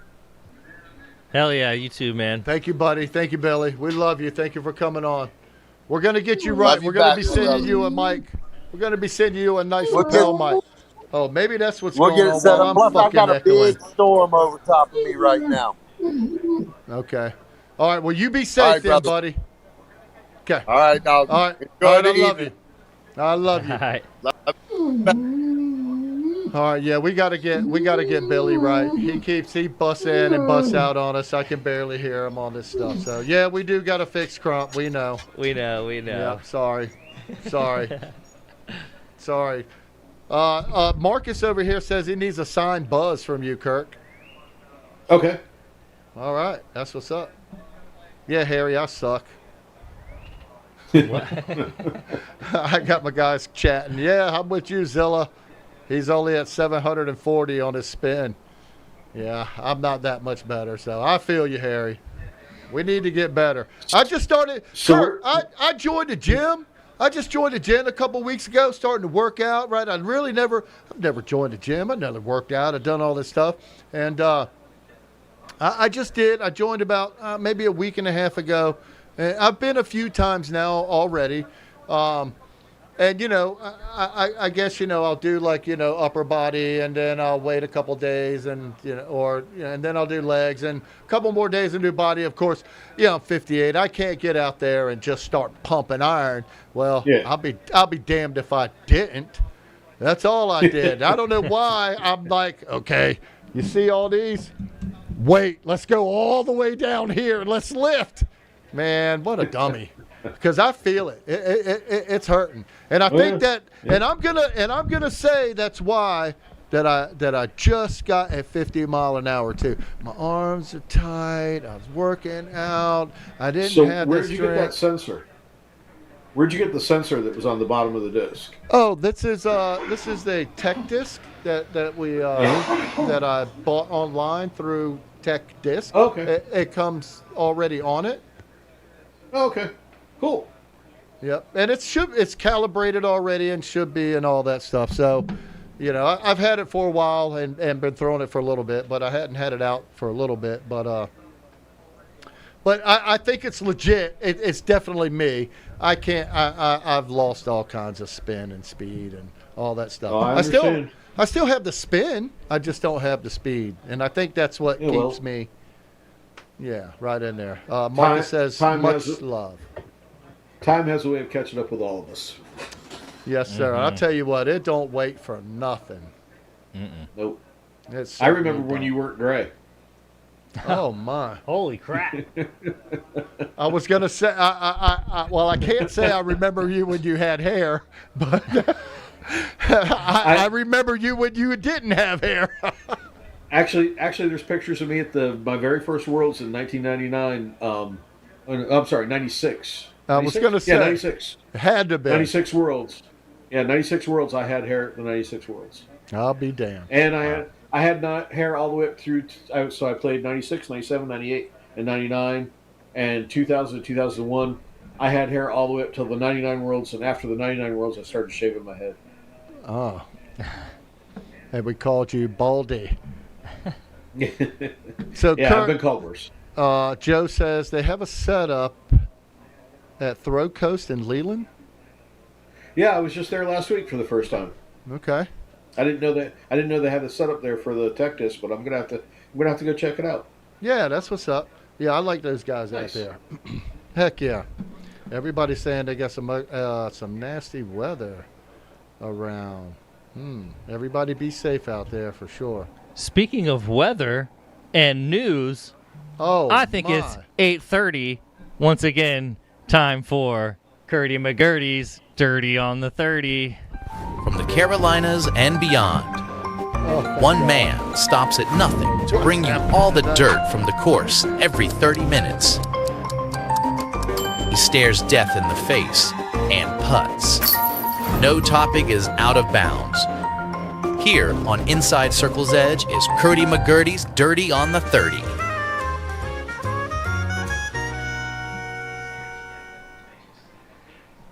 And he's back. Hey, what do you think?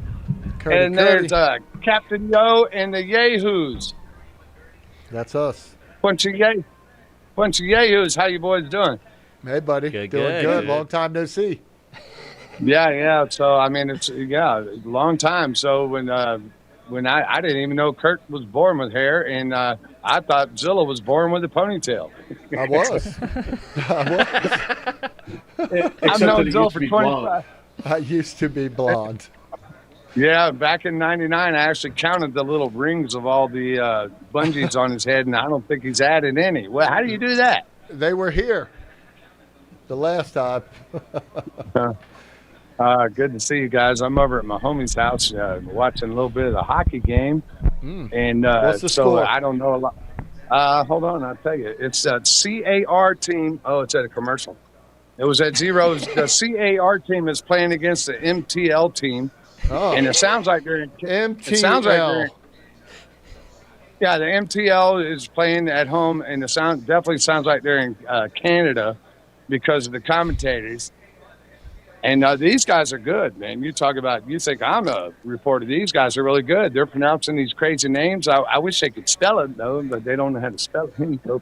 Nope, still at a commercial. They had practice, Kurty. They've had practice. Yeah, well, yeah, we all need that in our lives. I want to get you guys. Want to get you guys' opinion. I'm at my homie's Harley's house, and what do you think? He's got one of these new baskets. What's that one with the 3 chains? I don't know. Innova? Can you can't see it?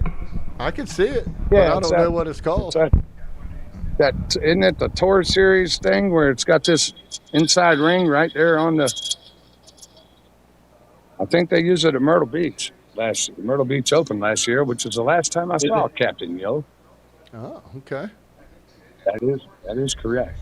That is correct. So, what do we got? I wanted to ask Captain Yo, being that he lives down there in Suppley, North Carolina, which is on the East Coast. Have you guys had issues with the alligators? Because it's mating season right now. I haven't seen or heard anything. The last one I saw was in the news was down in Southport. Oh, yeah, your neighbor. And your other neighbor, Shallot, have they seen any? No, not yet. Well, we've had several sightings here in New Hanover County. It was on the news tonight, and now you want to hear the dumbass news of the night? They came out and they said, now here's how you stay safe from alligators. Number 1, don't feed them. Number 2, be very careful when you walk near a body of water. Wow. Imagine that. Number 3, be careful with your pets and children near any body of water. Gotta pay your Then way. they came out with, this is in New Hanover County in Wilmington, Carolina Beach. And they're finding the alligators now are actually showing up in the ocean at Oak Island. Oh, my. Now, the crazy thing about this news story, this was the local news tonight. After all the warnings and after all that, you know what they said? If you do encounter an alligator, take out your phone and film it. Zoom in and don't walk up to it. Oh, man. Just use your Zoom. So that's what y'all do, everybody. Here's the other thing. You know, I love sports. I love disc golf. You know that. And what I think disc golf is missing, and it could sure give me a lot more material on the dirty. I don't know of any rivals. These guys, disc golfers, pro elite series guys, all seem to be best friends. And even when one of them throws a good shot, yeah, and high fiving. We need some drama. We need some dirt, some rivals. We need some dirt. Yeah, we need some rivals. And I'm here to tell you right now, if it doesn't start happening, I'm going to make some up. Oh, boy, yes, we are. We're going to get the dirty and make up our own dirty. Let's go. We're going to find out body now. checking. They should body check. Oh, my, yeah. I'm going to find it. Kirk love body checking. He said, Zilla, you hit him high and I'll hit him low. Yeah, that's what my the score is 0-0. That's what 0-0. I can't. That's what some of my girlfriends used to say, that I hit them high and low. And now you're just letting them go. Chase them off with it. Hey, look, guys. Kirk, I'm really glad you got to see me. Me too. And if you need me, I'll call you, okay? Okay. I'll wait for the phone to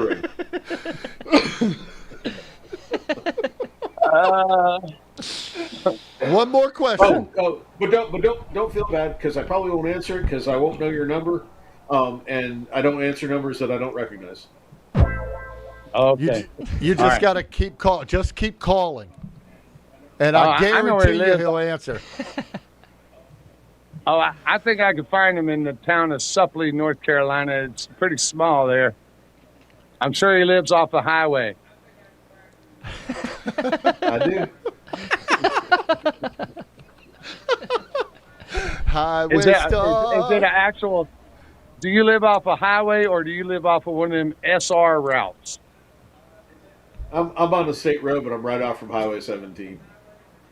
All right. Well, look, man, I love you, brother. I love all you guys, Zilla, Joe, everybody. I did get a pleasure of hanging out with Brad McCoy over the holiday weekend for a few hours. You got to meet some of my family. Awesome. And I tell you what, after spending, he met some of them, asked him, after spending a little time with my family for a weekend, you'll understand why. Damn, I can't even work this stack on thing. There we go. I'm going to need some training. But from the CE Network, I'm Kurty McGurty with the Dirty on the 30. Love you. Back to you, Zilla. Kurty McGurty, love you, buddy. Thank you so much. That's what's up. Oh man, he's got it. That dude. He's something else. He's so funny. He is. He is. I like his hurricane reports. Yeah, none. Yeah. Yeah, what is it? It's 0-0. Do you like I didn't hockey? mean that hurricane. Not really. I mean, I grew up in the real hurricane reports are hilarious. Yeah. Oh my God, his barometer, on his low tide lounge, and yes, he is something else. Yeah, if you guys don't know, go and check out his little YouTube, Kurty McGurty, and check out his videos. He's got some classic ones, for sure. Well, my friend, it looks like we are on to our next segment. Oh, who we got? I believe we have the one and only Mickey G on standby. Goodness. Mickey G with the women highlights. Let's go. What girls throwing down? Girls, big putcha, girls all around. Girls,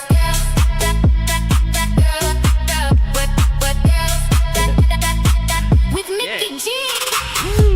Mickey G. Oops, wrong one. Oh no! Hold on, 1 second. We'll get her on here. She's Technological coming. differences once again. I swear I had this set up. I swear I had it set up. Here, we'll get full Mickey, and then I'll have to reset up my little side thing here. And then of course it's gonna be audio. Oh, audio's on. We got you? Can you hear me now? Oh I yeah. got you. Hi, Mickey G. What's happening? Hey, good evening. Good evening. How are you? Fantastic. Awesome. Good show tonight, man. Lots of fun. Yeah, we got the captain on board here tonight. It's a pleasure to have him. Kirk, you got to talk about the parties you used to have at your house after the crossbone and the. I remember some of them. I was going to say, Rob was there for some of those. Mm-hmm. Yes. Rob stayed there. I think the most we ever had there was we had well over 100 people for one of the pool parties after, I want to say, Zebulon. Oh my! And people were doing keg stands, drinking beer out of the keg upside down. That was a frickin' players' party for sure. And what was it? Matt Smith they were playing Can Jam, full length of the pool, and Matt Smith got 2 perfect shots in. One of the shots was behind the back. Oh my goodness! And the pool was 44 feet long. Wow. Those were good times. Those were good times. Yeah, a lot of good times there. No doubt. So, Michelle, what do you got for us this week? This week, I wanted to, just because we're starting out with this segment, I wanted to give some tips to the ladies as they're starting out on their disc golf journey. Let's go. So most of the ladies get started when their boyfriends say, hey, I want to go play disc golf, and they want to go play disc golf. And so they want their girlfriends to come. They really just want their girlfriends to come watch them beat their friends. But it's so true. Hey, any way that we can get them out there. I tried to get my girlfriend to come out and hang out and play. I don't know if she'll play, but just to hang out, yeah, I'd like for her to do that. But play as well. Yeah, right. So go play with your boyfriend, your spouse, your significant other, and all that stuff. But do not let them hand you their max weight fast driver. Okay, this is wrong. Bad. Women should start with some lightweight mid-range discs. Mine is lucky that she's dating me because I'm throwing 150 plastic. So, yeah. Although she could probably use some 140, 130 maybe. But I mean, Because I got some work them ones. yeah. So that's the first thing is if the women do want to venture into playing, I suggest they find and start playing with the local women.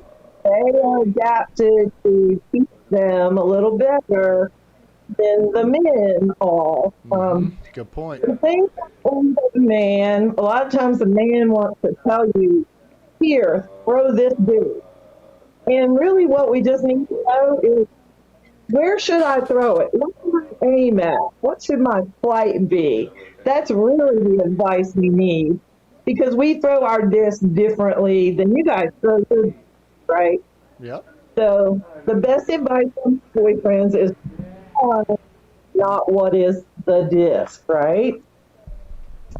And then let's be realistic about our abilities. Okay. That's a hard one. That's a hard one to know. I really can only throw 150 feet right now. That's all right. 250. So you throw 150, throw 150, throw far, right? That's right. So just be realistic about your abilities and just break the hole to what you can do off. Make sense?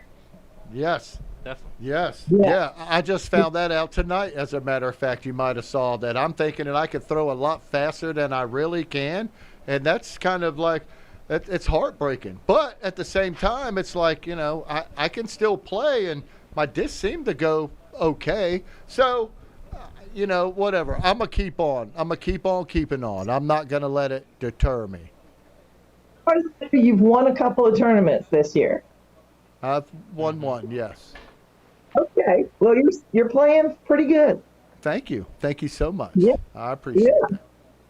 So another piece of advice that a lot of people don't even think about, but they're shocked when I ask them the question, are you aiming at anything? And they say, well, the fairway. I'm trying to get it in the fairway. So you got to aim at something. It's hard to be accurate if you're not aiming at something. Right? Yeah, if you're just tossing randomly, right? Yeah. Yeah. You're just trying to beef it out there into the fairway. It's going to go everywhere. So you're not putting your disc in any direction. That's right. So you want to think about the flight of your disc. Is it going to go up and turn a little bit one way or the other? You want to aim at the pinnacle of your flight. Okay? Aim that disc, your throw, at the pinnacle of your flight, and more than likely, you're going to be close to your target. Yes. All right. And then the last advice I have is about putting. And, keeping up in the basket, all that stuff. You want to putt through the basket, not to the basket. Most people putt to the basket and leave it short. You putt through the basket, you're going to go less distance past if you miss it than if you leave it short. Mm-hmm. Do you agree? And at least you have a chance to make it as well, right? There's always a chance if you're going for it. If you're always short, then there's never a chance that your disc is going to go in that basket. So you got to get it up if you want to get it in. Exactly. You know? That's what she said. Yes. Doing. But yeah. But yeah, no, you're right. You're right. Commit to your shot and go through. Go through the basket. I kind of I guess when I putt and I'm approaching the basket, I know people do different ways and different things, but a lot when I do it, I act as if I'm shaking its hand and I'm like reaching out just to grab that basket. And like you said, to commit to your shot, put it through it. And commit. Yeah. Kirk, what do you got? What do you got? Yeah. I agree with everything she said. Yeah, that's what's up. That's what's Maybe up. when you're starting out, don't even keep score. It's not about that. Right at first. It's not about keeping score until they decide they want to get competitive. Then they can start keeping score. But at first, it's just about, okay, what's the shot from here? what's the shot from here, and just So- enjoy and be there.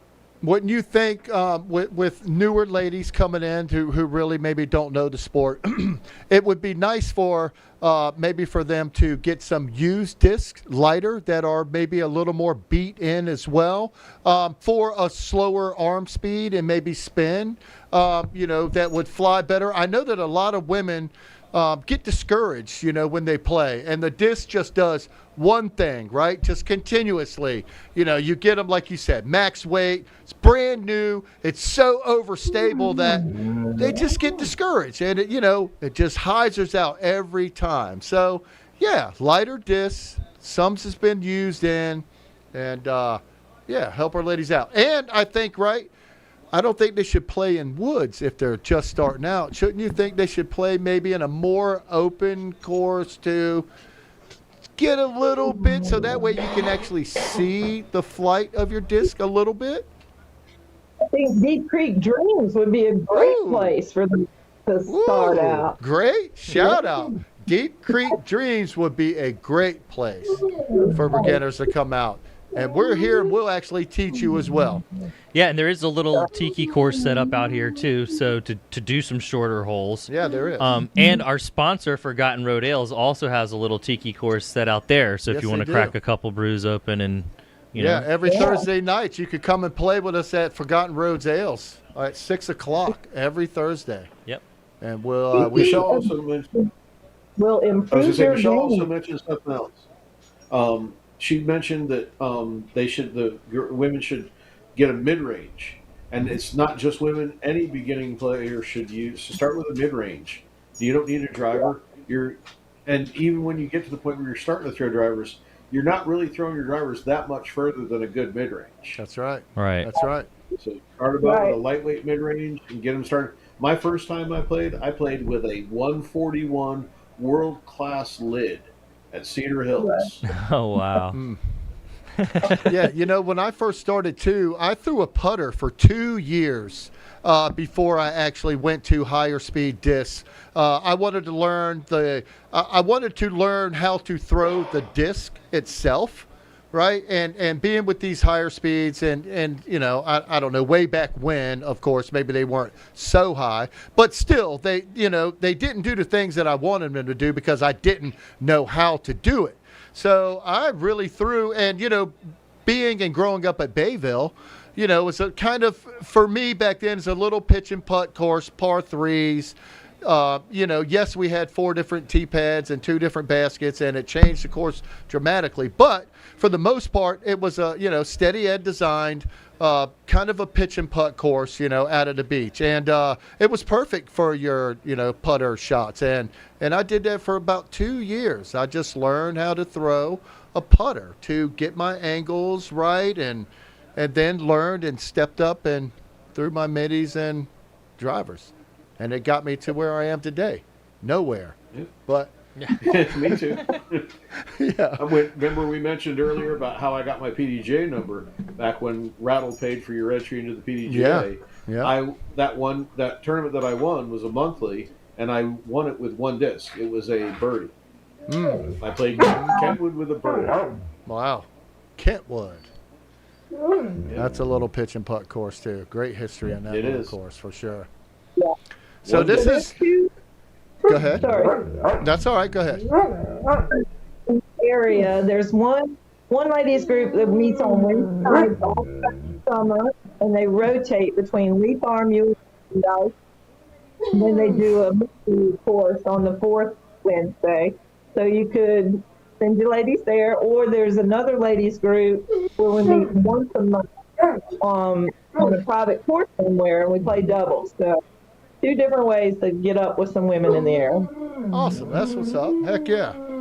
So we're getting to be about that time of the show where we also like to give a shout out to our guys that played in the Elite Series and the Pro Tour, and we like to shout out our people on the men's side and the ladies side who finished the event.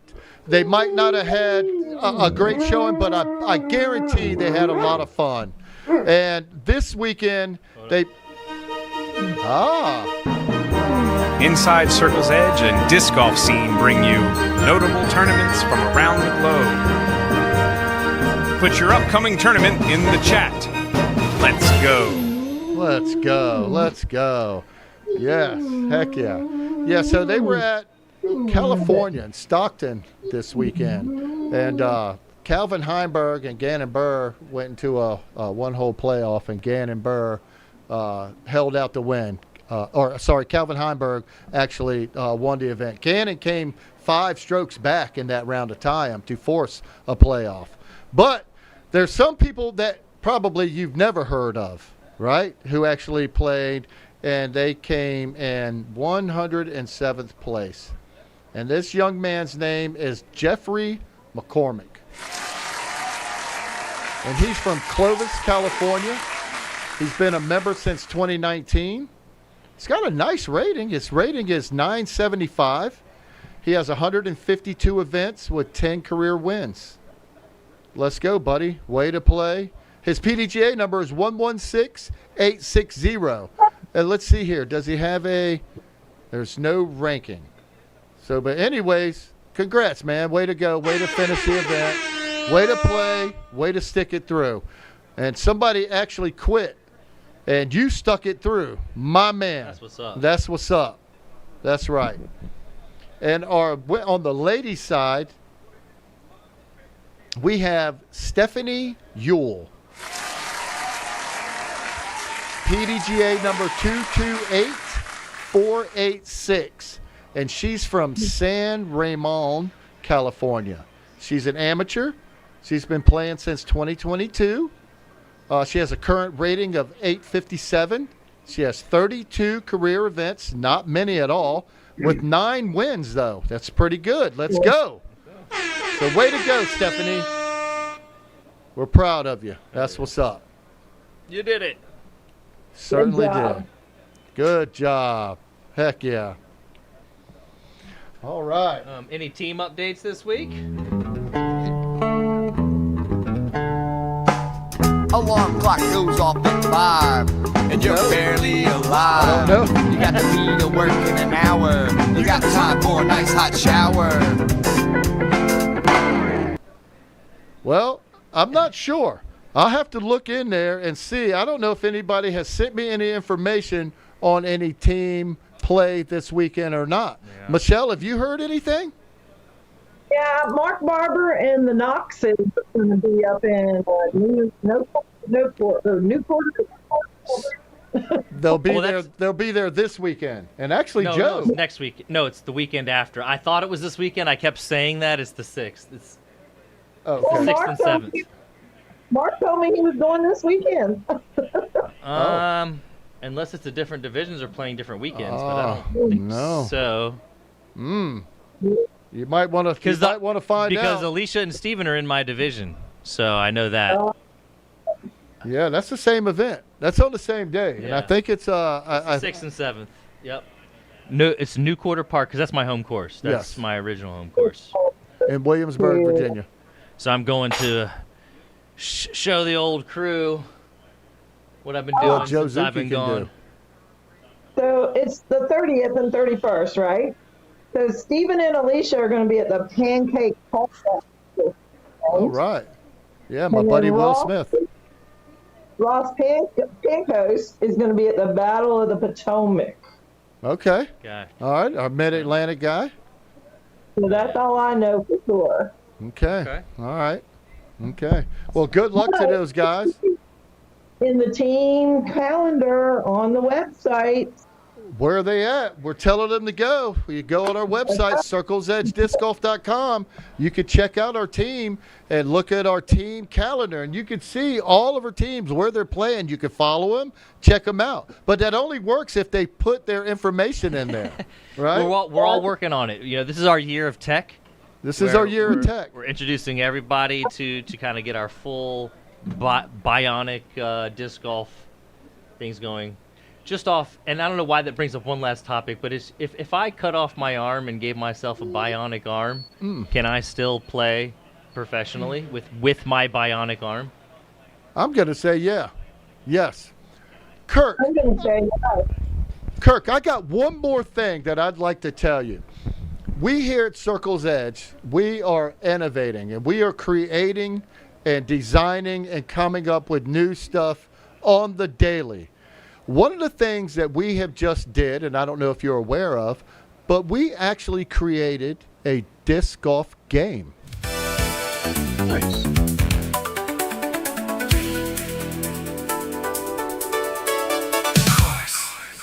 Yes, we designed a 2D isometric design, build, and play game. So you can go in and create your own dream course. No course will ever be the same. We have too many different assets to choose from to build yours. We have over 10 different courses that you can join to play for free.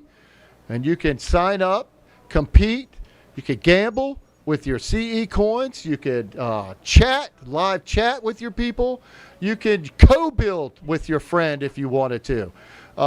Check it out, dreamcourse.golf. 100% free to play. 100% free. It all goes towards the cause of bringing more sponsors to disc golf, bringing more attention to disc golf, and bringing it to the youth to introduce them to disc golf in just a different way. So it's kind of like Sim City when you build on it, and then to play it, it's kind of like turning it into a board game like Chutes and Ladders. So you get to build it like Sim City, build your own course, and then actually play the course how you just built it. It's pretty cool. Pretty cool. Check it out. So that's just one of the things that we've done and we're doing. We're in the process of creating some new gear, some new wear in the apparel line. We're nonstop right now. As you see, a podcast that I didn't know that we were doing, just all kinds of stuff that I did not know that we're doing. Yeah. There's stuff that we haven't even discussed that we're each doing that before we didn't even have time before the show to discuss it. Yeah. So next week we actually we're going to talk about it later, but I have a huge surprise that I put something together. Rob actually helped me put it together, but he doesn't know that it's ready. So we have something ready for next week, which is actually going to help course designers, people that are just even tournament directors, people that need to make disc golf maps. We have a tool that is going to help even the person who does not know how to design and lay out and print and all that. We've got a solution for you. So all you guys out there want to make courses, we've got a new solution. Tune in next week to find out what it is, though. Oh, man, come on. Please join us. Oh. Man. I didn't know. Yeah. I didn't know. That's just what we do over here. We're just building and creating. Yeah. And we got great people behind us. Michelle Green, thank you so much. Mark Barber, JG, Stephen and Alicia, everybody, Harry, Ross, all you guys, man. I see you, and I'm sorry if I leave your name out. That doesn't mean that I'm not thinking about you. I am. But yeah, Kirk, thank you so much for joining us tonight, man. We really appreciate it. Michelle, thank you. Thank you.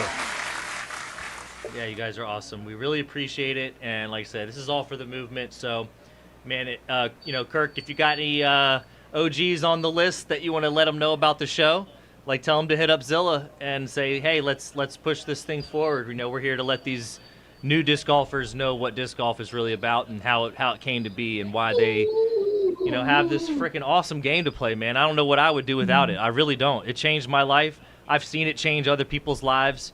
I've seen dudes out on the course just come in with tears and literally just find brothership or companionship. Yep. Same thing with the women. I've seen it come from where there was like one or two. Now there's big, huge groups of them going out there together. So it takes people like Michelle going out there and spreading that word. That's right. Yeah, helping disc them see golfers that it's are not second just a to man's none. game. That's for sure. Yeah.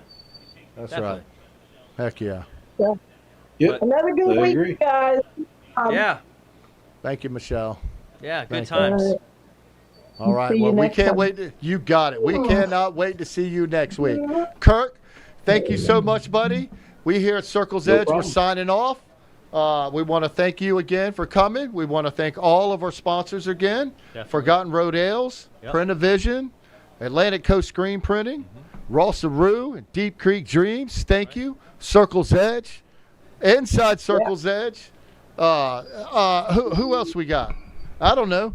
Thank you to my son for watching. Thank you, everybody that tuned in tonight. JG that's for all chatted his on the support. board. Yeah, JG, all his support. Let's go. JG, of course. Couldn't JG. do without him, man. Three. That is what's up. All right. All right. All right, guys. Yeah. See it. All right. We'll holler at you next time. Thank you. All right. Man, so Robbie-O. Oh my gosh, man, that was, man, I needed some help in that one. It was. There was a lot to try to unpack, and via the show, via the guests, via the technology. So yeah, once again, I mean, we need some more support out here. So if you have any interest in disc golf content, hit us up, man. We've got a place to do it. We've got a full clubhouse in the back now with the freaking the VTech disc. Yeah. And I promise I'm going to get to 55. I'm going to get to 55. I can't let these young guys out here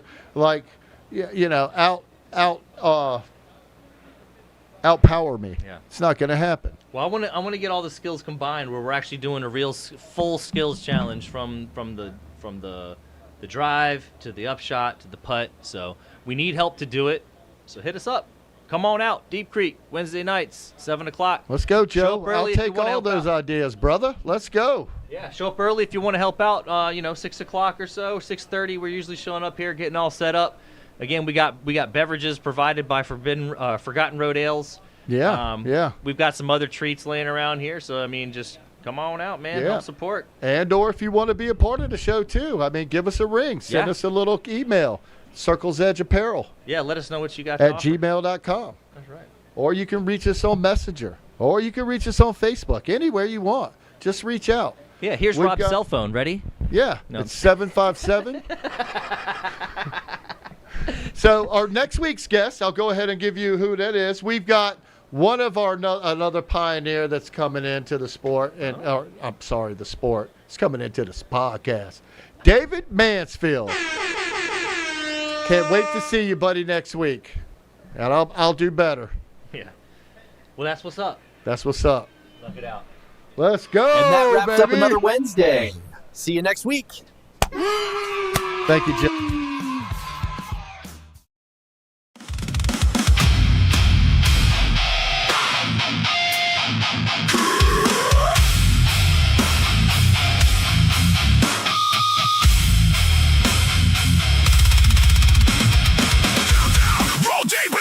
Circle's Edge, let me speak. OG knows something new. Circle's Edge, what to do? Put it in the basket. It's time for the show. Let's fucking go.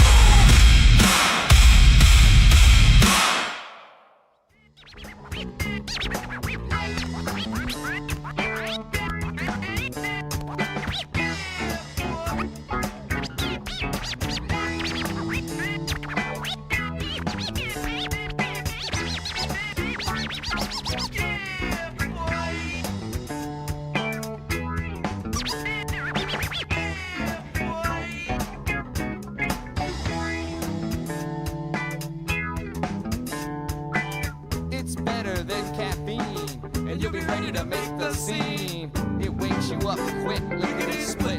An easy way to open your eyes with a pleasure you can't deny. Nice and warm inside.